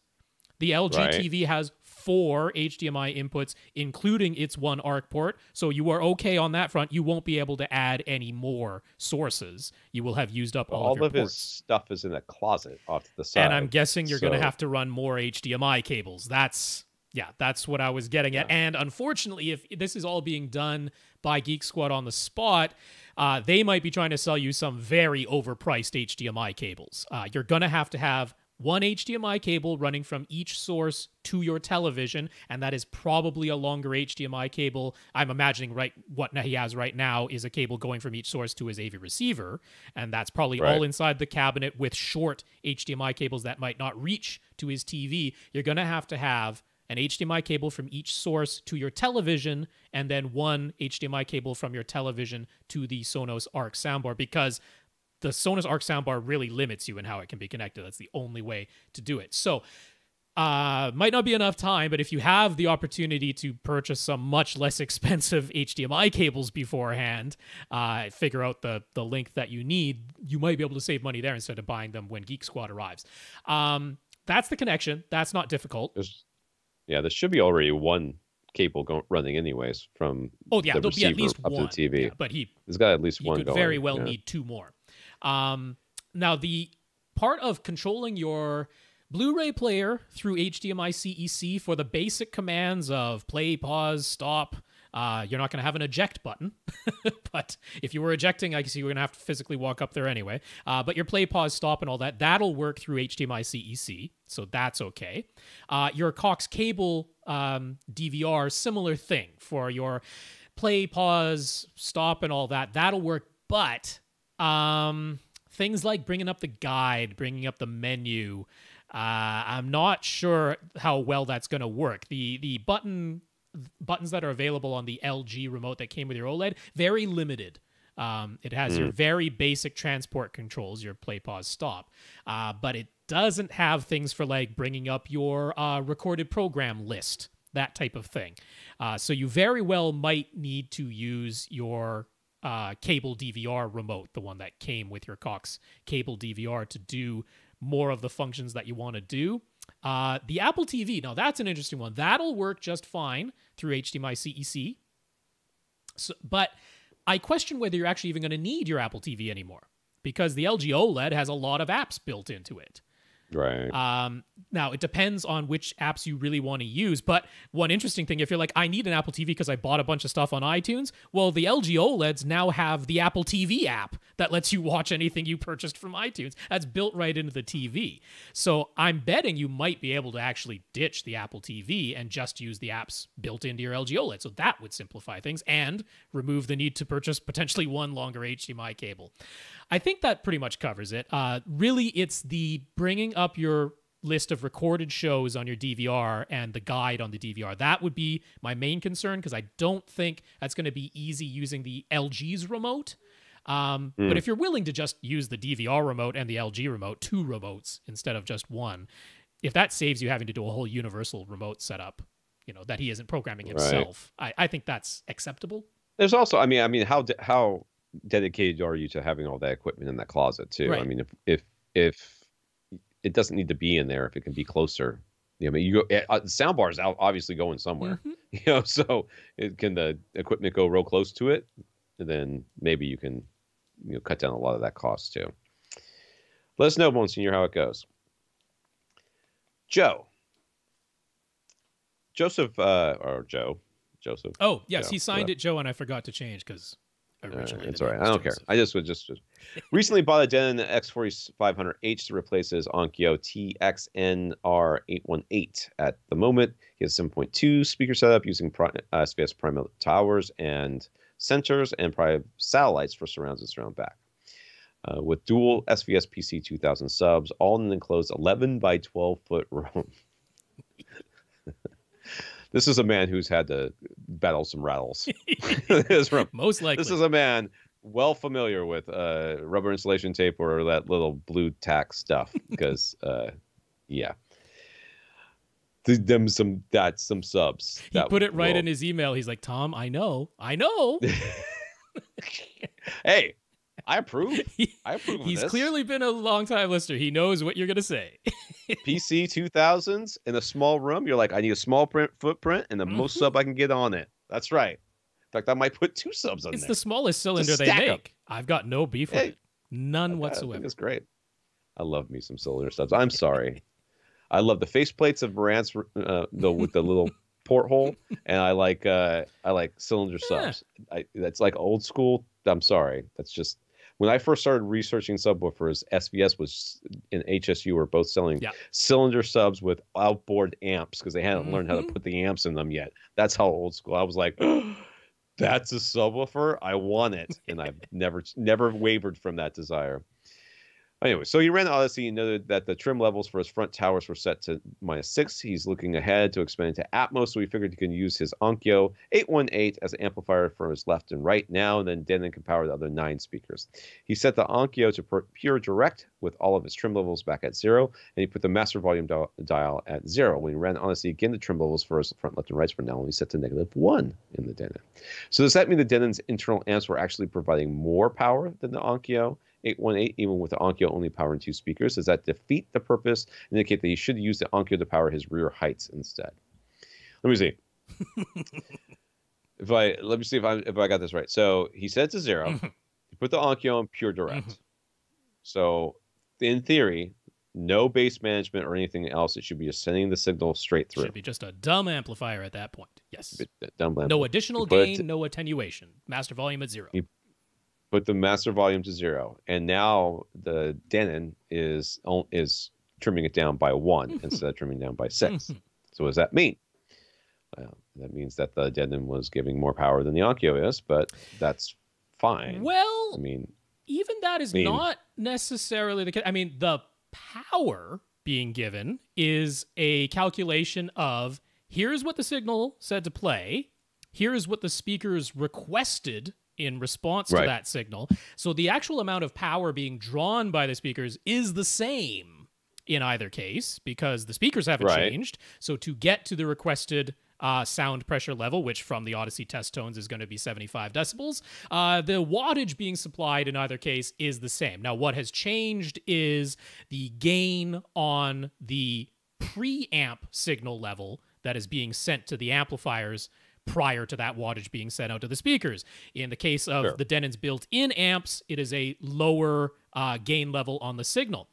But I am not sure whether the gain level that is being sent all inside of the Denon is exactly the same as the gain level that gets sent to the pre-out connections. Because you can... It could be that the pre-outs are a little bit hotter because they want to make sure that any amp that has one of those auto-on functions will sense it. Well, I mean, in this case, it would indicate that the preamp is actually a little bit lower, that the voltage on the preamp is actually a little bit lower. But one thing we know about Denon from Audioholic's measurements is that they actually have a huge voltage range for a pre-out on a consumer AV receiver. They go like all the way up to 4 volts in some cases, which is like ridiculous. There shouldn't be any amplifier you're buying that requires a 4-volt signal to reach full power, but the Denons can kind of do that. So they have a lot of headroom available on their pre-outs. And so really, that's more what's going on here. It's that the pre-amplifier section very well might be slightly different of what's internally fed inside the Denon versus what comes out of the preamp output section, that there's some little thing going on there. There is nothing wrong with your Onkyo using it as an amplifier. Having the the trim level set to -1, what's wrong with that? Well within range. Yeah. So regardless, so in the end, regardless, if you did this and your receiver then set the trim level to its extremes, plus, which I think in the Denon's is 12 dB. Yeah. So either plus 12 or -12. That indicates there's a problem. That's right. Okay. But anything within that range, especially when it's this close to 0, if it's -6 to +6, -8 to +8, anything within this range means it's well within the standard operating, parameters of the amplifier. So the Onkyo can handle it, the Denon can handle it, both of them can handle it. you need an external amplifier. Do you use it for your fronts or do you use it for your heights? I think it literally does not matter. That is the definitely the most likely answer. I would probably still power my front left rights just because of all. I mean, we know there's going to be a lot of sound coming out of your front left right. So if I'm going to try and offload some of the work that the Denon has to do, I'm going to make it the front left right speakers. They're guaranteed to be playing something most of the time, whereas the other speakers might be sitting silent or playing very, very quietly. So yeah, there's no reason to avoid using your Onkyo to power your front left right. You're totally within spec here. So secondly asked, what is the bass sync setting for? I don't remember. Oh, I don't even know that I've ever seen this thing. I must have seen it. So it strictly applies to the actual low frequency effects channel. All right, so this is not something that, very important to distinguish, this is not something that applies to the subwoofer output. You know how on the back of the Denon, the plug there is labeled subwoofer out or sub out. The bass sync setting does not apply to that sub output. It applies to the actual low frequency effects channel in the recording. And what it tries to do there, it's so unnecessary. But there's this theory that if you've set some strange distance settings for all of your speakers, then as a result of that, so the delay that's being applied to some speakers, and if you have a distance setting applied to that subwoofer output, that somehow the low frequency effects channel is now going to be not in correct phase with all of the bass managed bass that got filtered off of the low end of your speakers and sent out of the subwoofer output. That's the theory behind it, right? Okay. Because the delays that are being applied to the speaker outputs, not to the channels in the signal. So if you've applied a delay to the bass managed bass, but not the actual low frequency effects channel, then the claim is that somehow the phase of all of that is not what it should be. Now, the real question is here, how in the holy heck would you know what to set that to? There's no way for you to know how you ought to manually adjust that. It's completely unnecessary. This was somebody was in the boardroom, and this was the hill they were going to die on. Well, we need this. This whole claim give people this control. This whole claim about phase alignment. I mean, this comes up all the time. It comes up in speaker design. It comes up in amplifier design. It comes up everywhere. This phase thing. It's like, and nobody really seems to understand. It's the magical catch-all of I want to change something, and I'm going to call it the phase because nobody really understands it or can demonstrate how it properly works. Have you heard of quantum phase? Because that's a very important part of the phase, the quantum X phase. But again, the notion that you've got this wave pattern that is the low frequency effects channel, and then it is being combined with the wave patterns of all the bass that's being managed from your speakers, and all of that gets combined into a single new complex wave pattern and played by the subwoofer output. And they're saying, well, you gotta time align that low frequency effects channel to all the other bass, but I'm like, but you have different distance settings for each of your speakers. Right. So you can't perfectly I guess you could pick one speaker and align, but it only goes between 0 and minus 16 milliseconds. So if any of your speakers are more than 16 feet away, this still isn't going to work. Just don't worry about it. I mean, I know it's there. It's got a line item in the manual. I can't blame you for asking, what the heck is this thing? But it is very unnecessary, and there is no way to properly adjust it anyway, so please forget about it.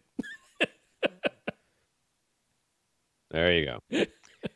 Next, he asks, there is a input level adjust setting that lets you boost or cut the volumes of each input independently. So say that your cable box isn't always louder than your Blu-ray player. Joseph likes that and wants to make use of it, but which input and which device should be used as the point of reference? That doesn't, I mean, I would use my, I don't know. I would probably use my Blu-ray player. I would probably use the lowest one, to be honest with you. The one that or maybe the one I use the most. No, I definitely wouldn't use my like the Xbox one. The cable boxes tend to be like super louder than my. I would use the lowest one, the one that was the quietest. Okay. And use that so that I'm not, boosting the volume of everything else to kind of try to, past where it's supposed to be. I would probably use my Blu-ray player, or my Ultra HD Blu-ray player, which tends to be the one that I have to kick up the volume the most to get to where I consider it to be, a pleasant listening level.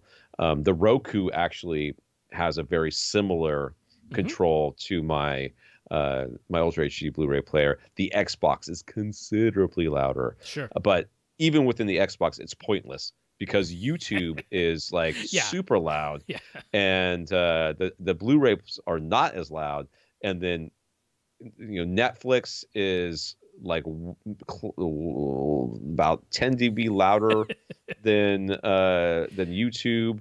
I mean, softer than YouTube, but Hulu is a little bit softer than that. Yeah, it's very tough. Amazon Prime is in between. Source device itself does a whole bunch of different services, so that is very tough. I tend to agree with you. I'd probably, if I have a standalone Blu-ray player, that's probably what I'm going to use. Now it's a little bit tricky because there can, unfortunately, even though there's a standard that is supposed to be adhered to, there can be differences from disc to disc. Don't use a Disney disc, because Lord knows what volume level they decided to set on a given disc. Disney is bad about reference volume level. Sony, actually, use a Sony disc. Sony is really good about mastering all of their Blu-ray releases to proper reference volume. Sony is the one to go with. So watch a Columbia those Criterion, those Criterion collections should be good too. Yeah, they are too. I would be okay with any one of those. But even then, it's really an exercise in futility, because if you've got, like I said, you've got apps, and then just the disc can be different. Your cable box channel to channel can be different. It's just, I mean, what it does is it just gets you kind of in the ballpark. You know what I mean? But, I mean, that is still useful. That can save you from having to lunge for the remote. Right. So lastly, he asks, should he go with 4 SVS Prime Elevation speakers or 4 in-ceiling speakers to complete his Atmos setup? He doesn't mind the work of installing in-ceiling speakers, and the price of either option is fine by him. So with those aspects considered equal, which do we think is the better way to go? This is, I don't know if anybody's going to consider this to be controversial or not. I just think that in-ceiling speakers are the way to go if you've got the option. Now, I think it's simply, in my mind, because that's the way that Dolby envisioned this was going to work. This is how they, every test they did, at least initially, and I imagine every single recording engineer is using speakers that may not be in ceiling, but are facing straight down and are at 45-degree elevation angles. Yeah. And as much as I love my Prime Elevation speakers, they are a stopgap, or they are a compromise in order to get overhead speakers in situations where it's really hard. Like I have a flat roof above there. There's like a couple of inches, or maybe 6 inches total, and it's all wood and God knows what else up there. And there's just no installing in ceiling speakers in my ceiling, so I have no option other than an on-ceiling option, and the Prime Elevations are a great option if that's what you want. But if you have the option, in-ceiling, I think, is definitely the way to go. By and large, that would be my catch-all advice. As a general, this is the question posed. That would be what I would say too. But in Joe's specific case, because his room is so small, only being 11 feet by 12 feet, there's every possibility that once he has the speaker, the part that you would picture, and 45-degree elevation angles in front and behind, that's going to be really, really close to either his side walls or his front wall or back wall, to the point that putting a Prime Elevation speaker there is going to be super close to where an in-ceiling would go anyway. But that's specific to a room this small. In most rooms that are going to have a larger ceiling space, that probably wouldn't be the advice that I would give. So, gosh, what would I mean, to me, I'm kind of in the ballpark of whenever you can avoid having to put a big hole in your ceiling and trying to install a backer box and all of that, I mean, I know he said he's fine with doing it, but in your situation where I think prime elevations are going to end up so physically close to where in ceilings would go anyway, to me, they're so much easier to mount that I would lean that direction just for that reason. Yeah. Go either way. Let us know what you decide to do. Alex, find this. By the way, I couldn't hear a single thing. I know. I saw the connection got real bad. It was all garbled. Sorry. Yeah. It was completely garbled. So I gathered that you disagreed with me in some way. So that's I was just saying in Joe's specific room because it's so small. That's fine. I mean, overall, I think that in ceilings would be the way to go. If you're trying to go for Atmos. In a general sense, I agree. Yeah. Alex found us on YouTube. Really?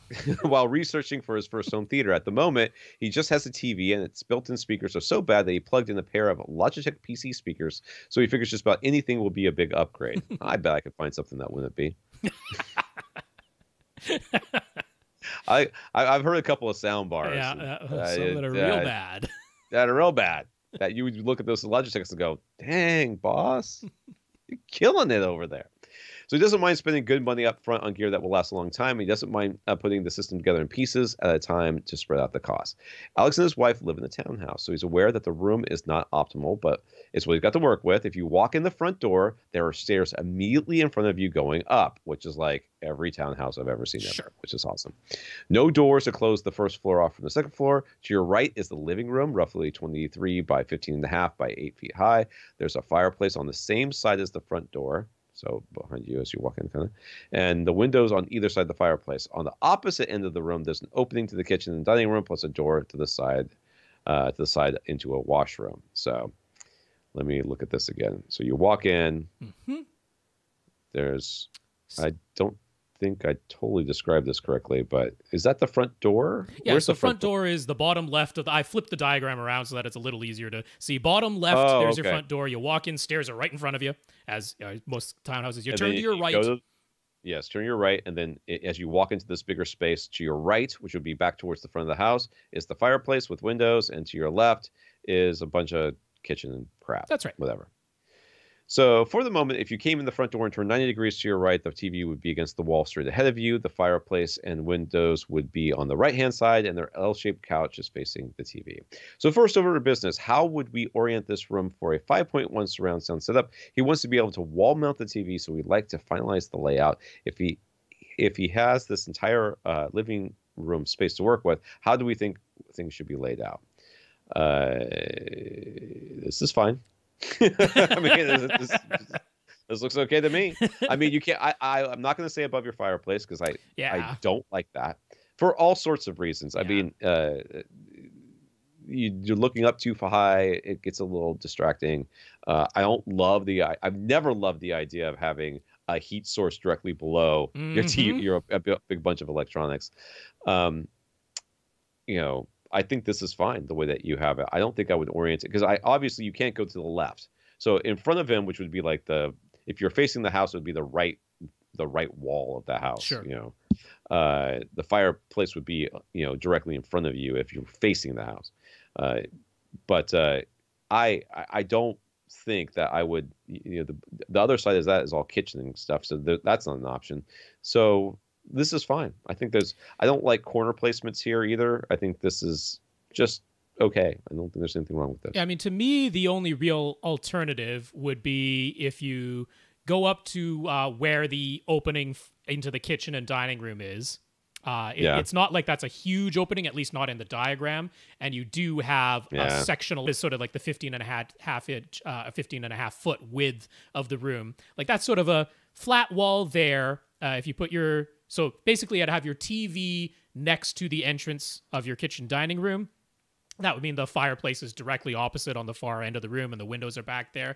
Now that's a little bit questionable to me because now basically all of the light that's coming in through the windows, and if the fireplace is on, you might see that as a reflection in your TV. If your TV is literally on the other end of the room there, that might be a reflection case. But what I'm thinking there is if you put the TV there next to the kitchen entrance, it gives you a place on the left-hand side and the right-hand side where your surround speakers could go.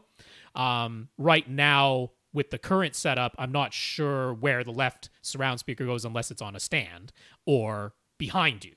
Either, which is fine. But if you can't do a stand sort of in the middle of the room, or the ceiling. Or you really don't want to do or behind you. Yeah. So that, to me, it's either keep things in the orientation that they already are, or possibly have the television on the wall that's on the opposite side of the kitchen dining room. It's tough for me to say that it really should strongly be one or the other. And I don't really know what the rest of this living room looks like. Just seeing a diagram. I wonder when people listen to this podcast if they're going to hear me answer your questions like or respond to what you're saying like totally delayed or like so far it's been fine. I know our internet connection is being very bad right now. I'm sorry. I am hardwired. I'm being good, and most of my family should be asleep. It's very late. So yeah, I don't know what he said about what he said. So I think I'm right. All right. So he lives 20 minutes away from Ascend Acoustics, and he's decided he will go with them for speakers since he will be buying in pieces at a time. Do we agree with the order? Receiver plus front, left, and right to start. Then get a sub, then get a center, and then get surrounds. Then get a second subwoofer, and then maybe consider Atmos after that. I do not agree with this. Okay. This is not the order I would go in. I would go front, left, and right. That's great. Mm-hmm. I would either go subwoofer or surrounds. Okay. Then whatever I went with, I would then go get the other one. Sure. Then I would decide whether or not a center was something I even loved an idea of. But I would probably then go second subwoofer and then center. Center could be last. Center could come. Center is, to me, center is a Father's Day gift that comes at some point. Somebody you could tell your wife, you're like, listen, when I've been super good and I've done the grass or whatever, and you're like, oh my God, you're the best husband ever. I'm going to buy you a center channel. That's when you get a center channel. Everything else can happen before that center channel. Now, there's just like a whole bunch of people are slamming their heads against the wall right now. Tom is an idiot. I'm not. You're wrong. I'm right. Let's just start there. But the center channel is the only speaker that can automatically be compensated by your receiver. If it's not there, no other speaker can have that happen. If you feel like after you get your front, left, and right speaker that the center image is not very good, well, then go with the center channel right away. But if you're finding that it's not that, voices are coming from the TV, looks just like it's coming from the TV, then I would say you can hold off on that center channel just as long as you want. And literally, but then I would get Atmos absolutely dead last. Yes. So, yes. Atmos dead last is good for me. I think I pretty much agree with all of that. I will say in your case, since you have this very open, it's literally open up to the second floor. So it's an open space, irregular shape that the dual subwoofer thing is going to be very, very difficult to predict in your space. We're not going to know exactly where the two best places are to put them. And you'll have to do some quite a bit of trial and error to actually get. I like putting the sub just to the right of the fireplace next to the L-shaped couch. Yeah. So that it's physically close to you, so that as much of the energy that can shake your couch and shake you is passing through you as it's going off into the upstairs, over to the kitchen, and every place else. Yeah. Maybe you left the bathroom door open. Yeah. Yeah, I would also agree that a second subwoofer is probably not something I would really worry about in this space right away, or maybe at all, because of how unpredictable. I would probably, because I know you said something about surrounds, I would probably put the surrounds behind you. Okay. I think is the way to go. Yeah, so like keep the current orientation, and then because he's got corner space to his behind right, and then he's got a short wall section in between his opening and the door to the washroom. Yeah. There's a sectional wall there where the surround left speaker could go. They'll be behind you, a little bit farther behind you than what the Dolby guidelines would recommend, but it's okay. And if you like the suggestion that I came up with of the TV beside the kitchen opening, then your left and right surround speakers can, again, use that little wall section on the left and then the big flat wall section on the right. So either way, there is a place to put your surrounds. All right. He would like to start. I'm sorry. I have read this in my head a couple of times. I keep saying start. He would like to use his starting front and left, right speakers for both home theater and music listening. Well, I mean, there's music in home theater, right? Because you're going to be listening to music. It's just he's not going to have a subwoofer immediately. So this is on his mind. So he'll be going with the Sierra RAW speakers, but which model? He can't help but be drawn to the towers. He loves the looks, and his wife has given the okay. And Ascend does say that the best speakers they have to offer, but obviously they cost the most. And then there's the eventual center speaker to consider. The theoretical eventual center speaker, if you listen to me. The Sierra Horizon is just too big. He'd love to have it, but realistically, it just isn't going to fit. So assuming he will end up with a smaller center, probably the Sierra Luna Duo, does he start with smaller front, left, right speakers right away, or does he spring for the towers mainly because he loves their looks? Why I would get towers over bookshelves in this situation is because when I was listening to music, I was in the kitchen, and I still wanted to be able to hear it. At very loud volume. Yeah, that is literally the only reason I would get tower speakers. You are sitting so dang close to these things. I mean, it's not, you're not on top of them. It's not a bedroom. No. But you are sitting very close. It looks he's going to be like in about the 8-foot range. Yeah. Something about there. You absolutely have no need for towers. Now, you love the looks. I get that. I'm going to tell you, as somebody who loves to look at towers himself and lived with towers for years and years, best thing I ever did was switch back to a bookshelf in a smaller room. The best thing I ever did. So I'm going to ask you this. Do you want your speakers to look great? Or do you want to have a flexible speaker that you're going to have an easier time placing and getting the best performance out of? Mm-hmm. I mean, to me, I think the answer is very clear, but you may still say, I really do like the towers, though. So now, I would say to you, taking everything into account. Now, we referenced at the top, somebody was talking about the review I did long ago when I got my Sierra 2 speakers and I got my like custom-made Horizon RAL speaker because I had the cabinets altered to fit the exact dimensions I needed. When I did my review all the way back then, I remarked on how the Sierra 2, which uses different drivers than are in the Horizon Center or in the Sierra Towers. They are different drivers, same companies making the drivers, but different models. That the timbre match between the Sierra 2 bookshelf speakers and the, in my case, Horizon RAL speakers, that it is the least distinguishable timbre difference that I've ever heard from speakers that aren't using identical drivers. It was remarkable to me. So, in my opinion, the supposed downgrade of not getting the largest, most expensive speakers that Ascend has to offer it's nothing. It is nothing to worry about. It is like the most confident I've ever been in recommending a bookshelf speaker to someone. Given that if you do get a center, it's going to be the physically smaller one, I see no reason for you to go with the I mean, if you really, really just want the form factor, they are tremendously good speakers. But I agree with Tom that it is easier to position, it's easier to manage, it costs less, and given your distance, you don't even need the EX. You don't need the Sierra 2 EX. The regular Sierra 2 are the speakers I would suggest to you for your front, left, right. There you go. So what sub is he going to get once he has another $1,000 or so saved up? Ascend sells Rhythmic, and the FVX15 seems like it might be a good option.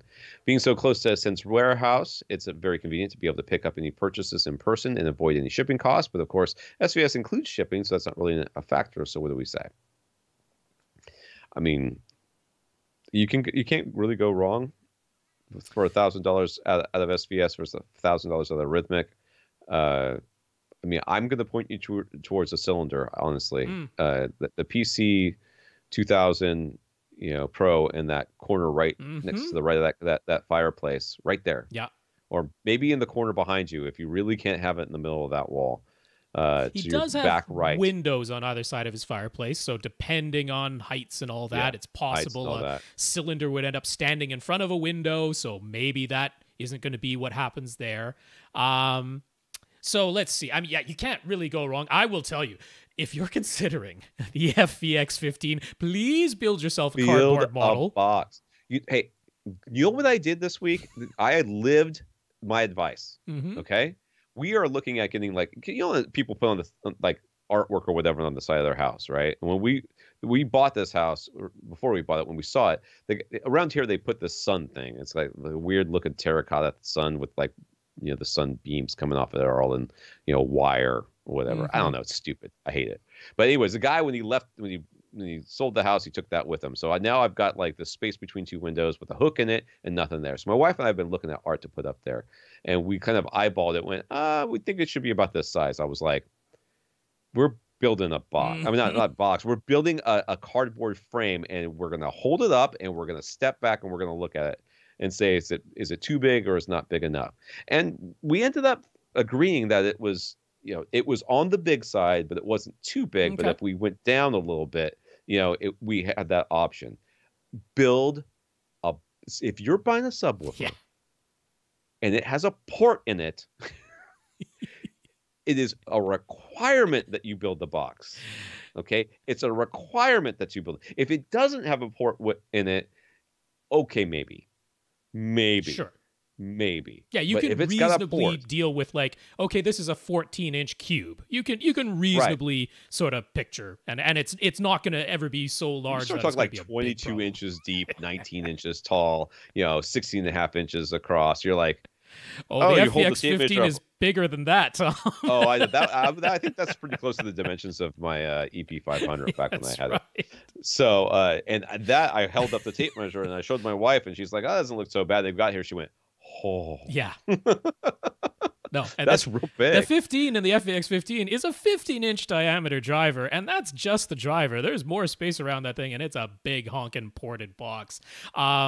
So, look, performance-wise, I got no beef with that choice, and if you're buying everything from Ascend anyway, Rhythmic makes excellent subs. So I've got no problem on that aspect, but please be very aware of the physical size. That could definitely be a factor. It is holding up a tape measure does not give you the full impression of what it really means to have a box that large. So look, you can't go wrong.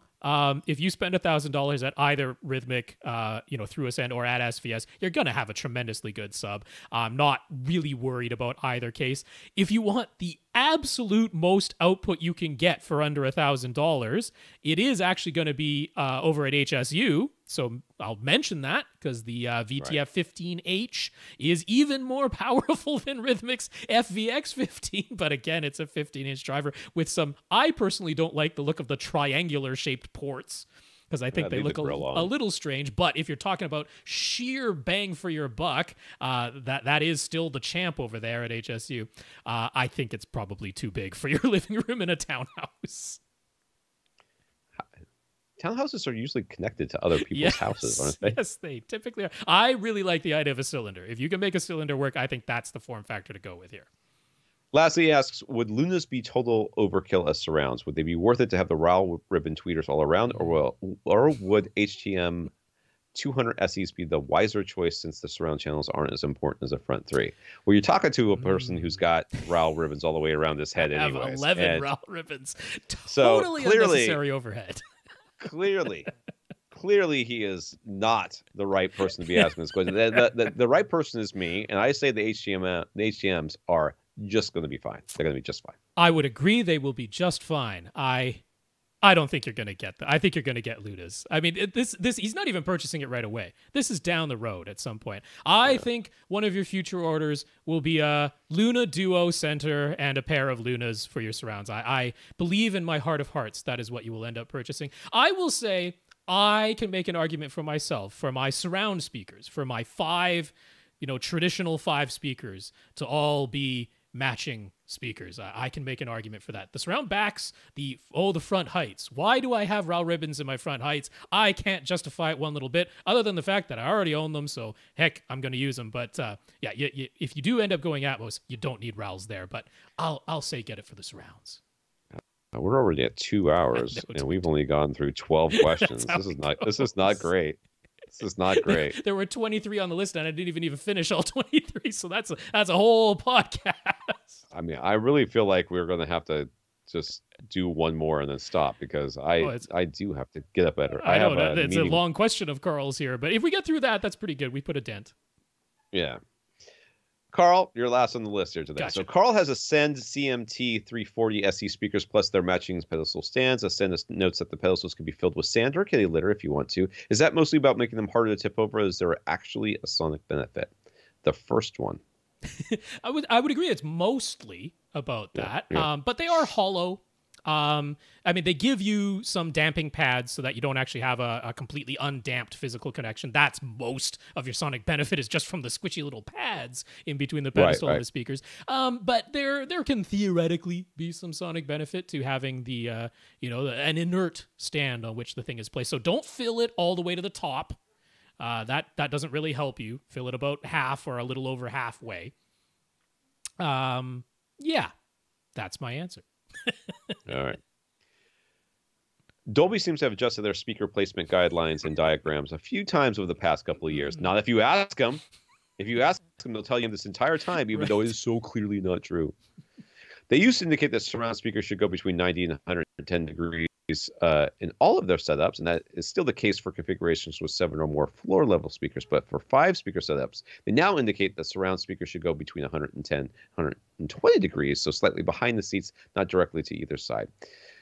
Due to the layout of Carl's room, he can only put one of his surrounds at 90 degrees directly to one side.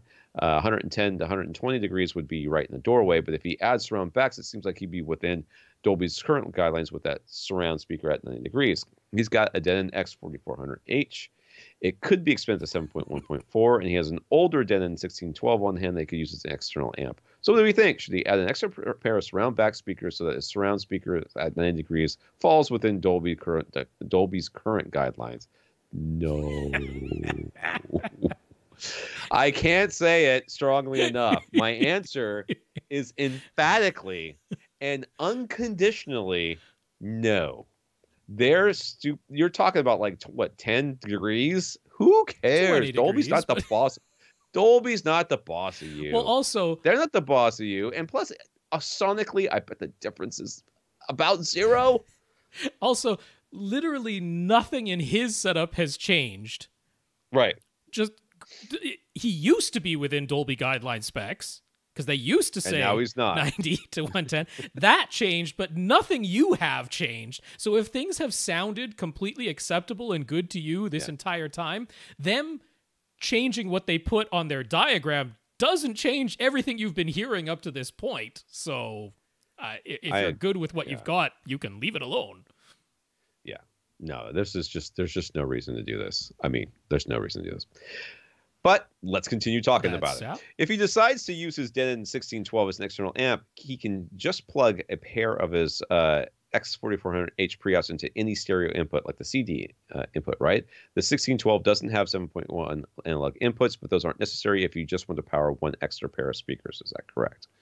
That is correct. You could just put it into the left and right of whatever you want, and then put it into pure direct mode on that input, and put the volume up to 0 and trim levels at 0 as well. That's right.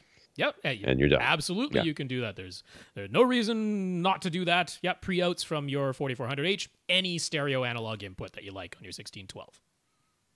So how would he handle the remote control situation? He wouldn't want the 1612 responding to any commands from his X4400H, but they're both Denon, so does he put electrical tape over the 1612's IR sensor? Is there a more elegant solution, or should he get a 2-channel Dayton amp? Boy, man's wanting to spend some money. Do the Rants and Denon cross over with their... I didn't think that they did. I thought they had unique... But they're both Denon in his case, so... Oh, I thought he had Rants for one of them. I'm sorry. I'm sorry. And actually, the Denons and the Rants do use the same remote codes, so even that would be the same case. Yeah, and I understand what he says, because if you're just pointing the remote at it and you're changing inputs, let's say, well, then both are going to respond to that. You don't want that to be the case. Yeah. I mean, the electrical tape should work as long as you find the sensor and are really good about it. He doesn't have like a universal remote. Not that he indicated. Yeah. If you had like a Harmony with a hub, you could use one of the individual blasters to make sure that it was only going to the Denon that you wanted to control. Yeah, they call it their precision IR extenders, which it's a separate purchase. You have to add it as an accessory as the precision IR. The question I have for you is: are you wanting that second Denon to turn on and off along with your first Denon? That is the real question. Because if you are, then you're going to be running into some real issues here. Well, you're going to have to physically walk up to the 1612 and power it on and off. Yeah, I can't really say there's a... So the elegant solution would be if you have a Harmony remote and then you get the Precision IR little accessory for that. That would be the elegant solution. The practically free solution is some electrical tape over the IR sensor of the 1612. And if you want to turn it on and off, you physically walk up to it, press the button.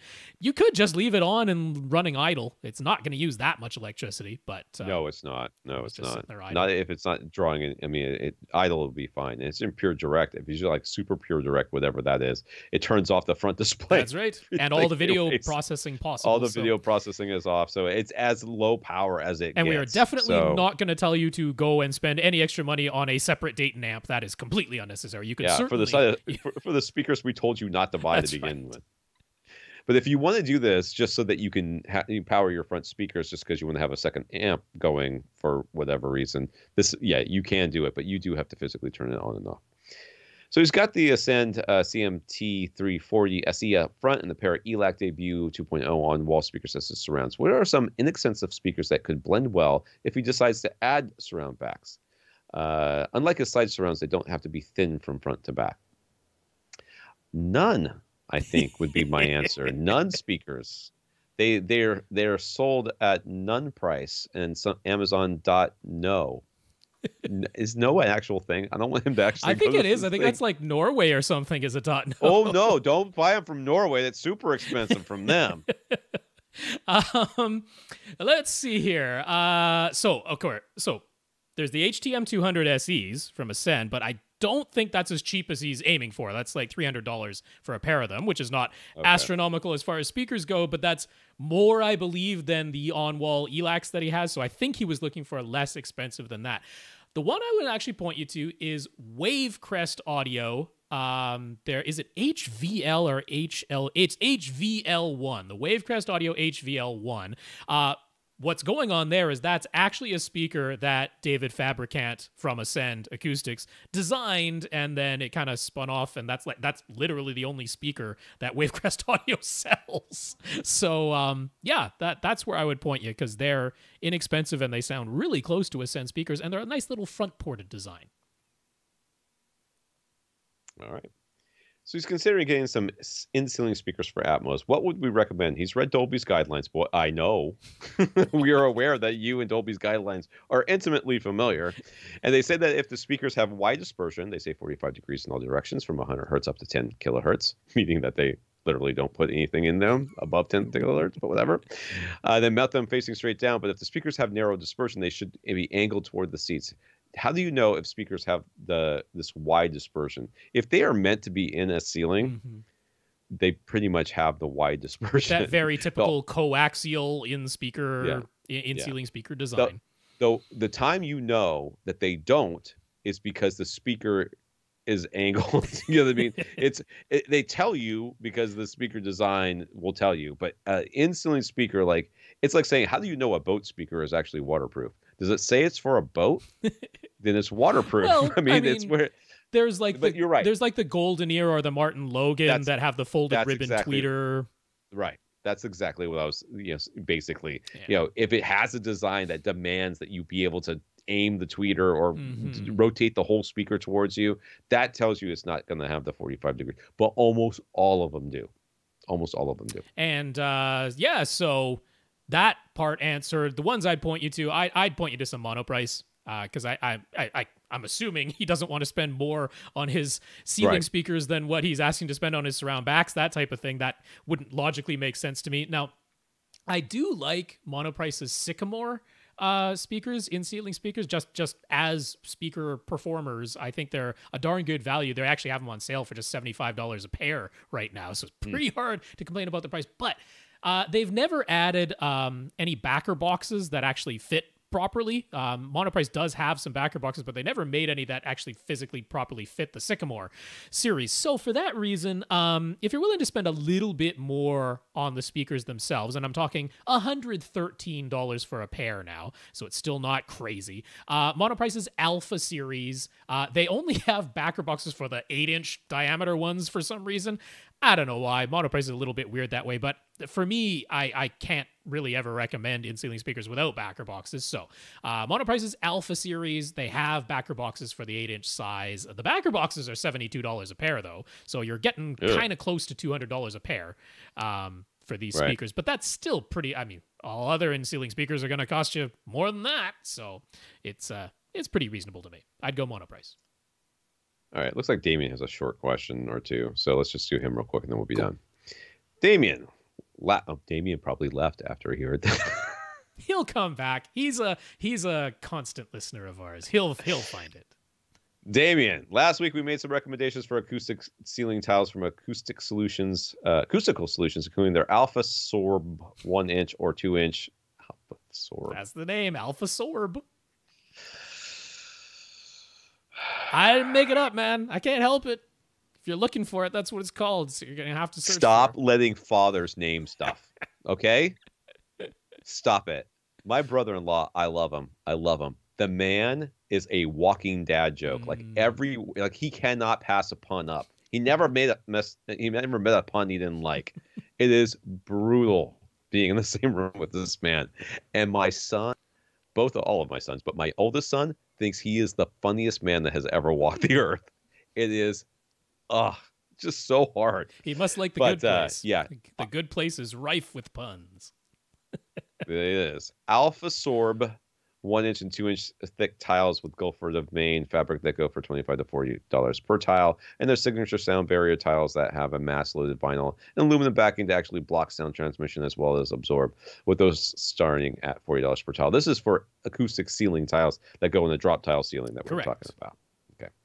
These prices are a lot more than Damien wants to pay, but now that he's had experience making his own DIY absorption panel, could he make his own ceiling tiles? With Owens Corning 703 insulation with fabric on the front and optionally mass-loaded vinyl on the back, basically be the same thing in DIY form. In terms of cost of materials, it would certainly be a lot less. I would not mass-load anything on the back of raw insulation. You are asking for traumatic head injury as it comes falling through your ceiling onto you. I mean, the Owens Corning 703 is the semi-rigid fiberglass. It is not that rigid. It is not that rigid. It is not that rigid. No, sir. It is semi-rigid. Mm-hmm. It is, and the jokes write themselves, and all of you are thinking them. You're my people. The way that they get these things to work is they treat the outsides of them so that they harden them. Yes. But without damaging the acoustical properties. And if you've ever felt a panel that's been like this, it feels like a piece of like soft wood, almost like wood that you feel like you could put your thumb through if you really tried, but you don't. But you can still handle it pretty roughly. So there's a treatment. I don't know how they do it, but there's a treatment they do to make this happen. And you could just put raw insulation up there. In my opinion, it would sag over time. It might take a while to happen. If you stretch the fabric nice and tight, onto a frame, and the fabric would hold it in place pretty well, I would think. But then you're building a frame that perfectly goes into the spot of this the ceiling tile, and you're looking at rattles going on with that. Especially if it's wood, which is probably what you're thinking of. But if you're thinking of just cutting the insulation to shape and then putting it up there, I mean, you can get the it's typically either spray on or roll on the stuff that is used to stiffen fiberglass board. You can purchase that. It's sort of a liquid thing that you either spray on or roll on, and it just hardens, solidifies all the edges of fiberglass stuff. So you could go with that. You'd probably, Okay. You'd probably waste at least a few squares with some trial and error of doing this. For sure. Yeah. But I'm assuming he's okay with that. Then it's going to be a lot. Think of how many tiles you got in your ceiling. That's a lot to make. That is not insignificant, the amount of labor that's going into this. But hey, maybe he's got time on his hands. And yes, the material costs will be lower. Do I think this can be done? Well, yeah, I mean, Acoustical Solution makes them. It can be done there. And if you get that hardening liquid stuff, whatever it is exactly, I'm not even really sure what it is, but perhaps we can look that up. Google's your friend on this one. Yeah, David. Exactly. Yeah, this could be done. I sort of agree. I probably wouldn't try to make the panels that have individual mass-loaded vinyl on the back of them. And then the reason why the ones that Acoustical Solution sells have the aluminum backing, that's a heat and fire safety thing, because any of these tiles might have a recessed light going into them or something like that. There could be a heat register plenum right beside a plenum, that type of thing. So that aluminized backing is to make sure that you're within fire codes, and I'm not sure what you'd be doing on that front. So having the backing on it, to me, is probably not something I'd want to tackle DIY. If you wanted to have a sound isolating barrier, I would kind of just do the roll out mass loaded vinyl that covers the whole metal section in behind there, and that's the way I would kind of cut it. You sort of cut slits in it for all the supports, and I wouldn't have it attached to the tiles themselves. So yeah, with all of those caveats, I do think this could be done. I think it's a lot of labor. I think you'll waste some at the beginning trying to figure out how it's made, but after all that, then yeah. If you've got the time on your hands and this is something you really want to do and you find it to be a benefit, well then, like for me, after about an hour of this in the Florida heat outside of my garage trying to do this, I'd be like, I am not doing this. This is miserable. How my Acoustical time is Solutions manages to sell these things at this price. Yeah. Lastly, he asks, how would you handle can lights with ceiling tiles this thick? I would buy the professional ones. That's what I would do. I mean, the tiles that were for the can lights, I would not try to make the outside of around the can lights be insulation. This is just one tile up there. It's literally one tile. It's not, to me, it's not worth it, but I'm sure Rob's got some solution that's, well, it's more a matter spray of on something. No, it's more a matter of like if you go into there's a number of office buildings and industrial settings where they are using acoustic ceiling tiles that are 1 or 2 inches thick. That's a fairly standard thing. And there are can light enclosures that are meant to work with that type of drop ceiling tile. So to me, the real answer is you get the correct type of backer for the can light that is meant to work with that thickness of ceiling tile. I mean, they exist because the ceiling tiles this thick are not uncommon at all. They're used all over the place in industrial settings. So to me, that's the solution because, I mean, the cans for those types of lights are typically a little bit bigger than you might be thinking of for your normal recessed residential can lights. And then they are adjustable in the depth that they come down, and they come with metal bars that go across so that those attach to the actual metal T-bar up there. That's what's supporting all the weight. And then you can adjust how far the can comes down to come through the thick ceiling tiles. Okay. Yeah. Whatever.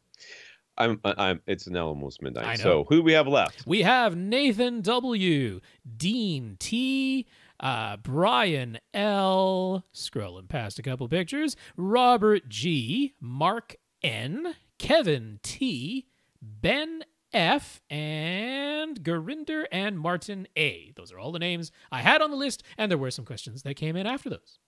All right. We want to thank our listeners of the week. I want to thank Matthew and Kevin for going to avrant.com and clicking on the Buy Us a Cup of Coffee link, and our 120 patrons over on patreon.com, including Max, Michael, Kevin, Mark, and Stan. Thank you, gentlemen. Indeed. Matthew and Kevin, thank you so much for the PayPal donations.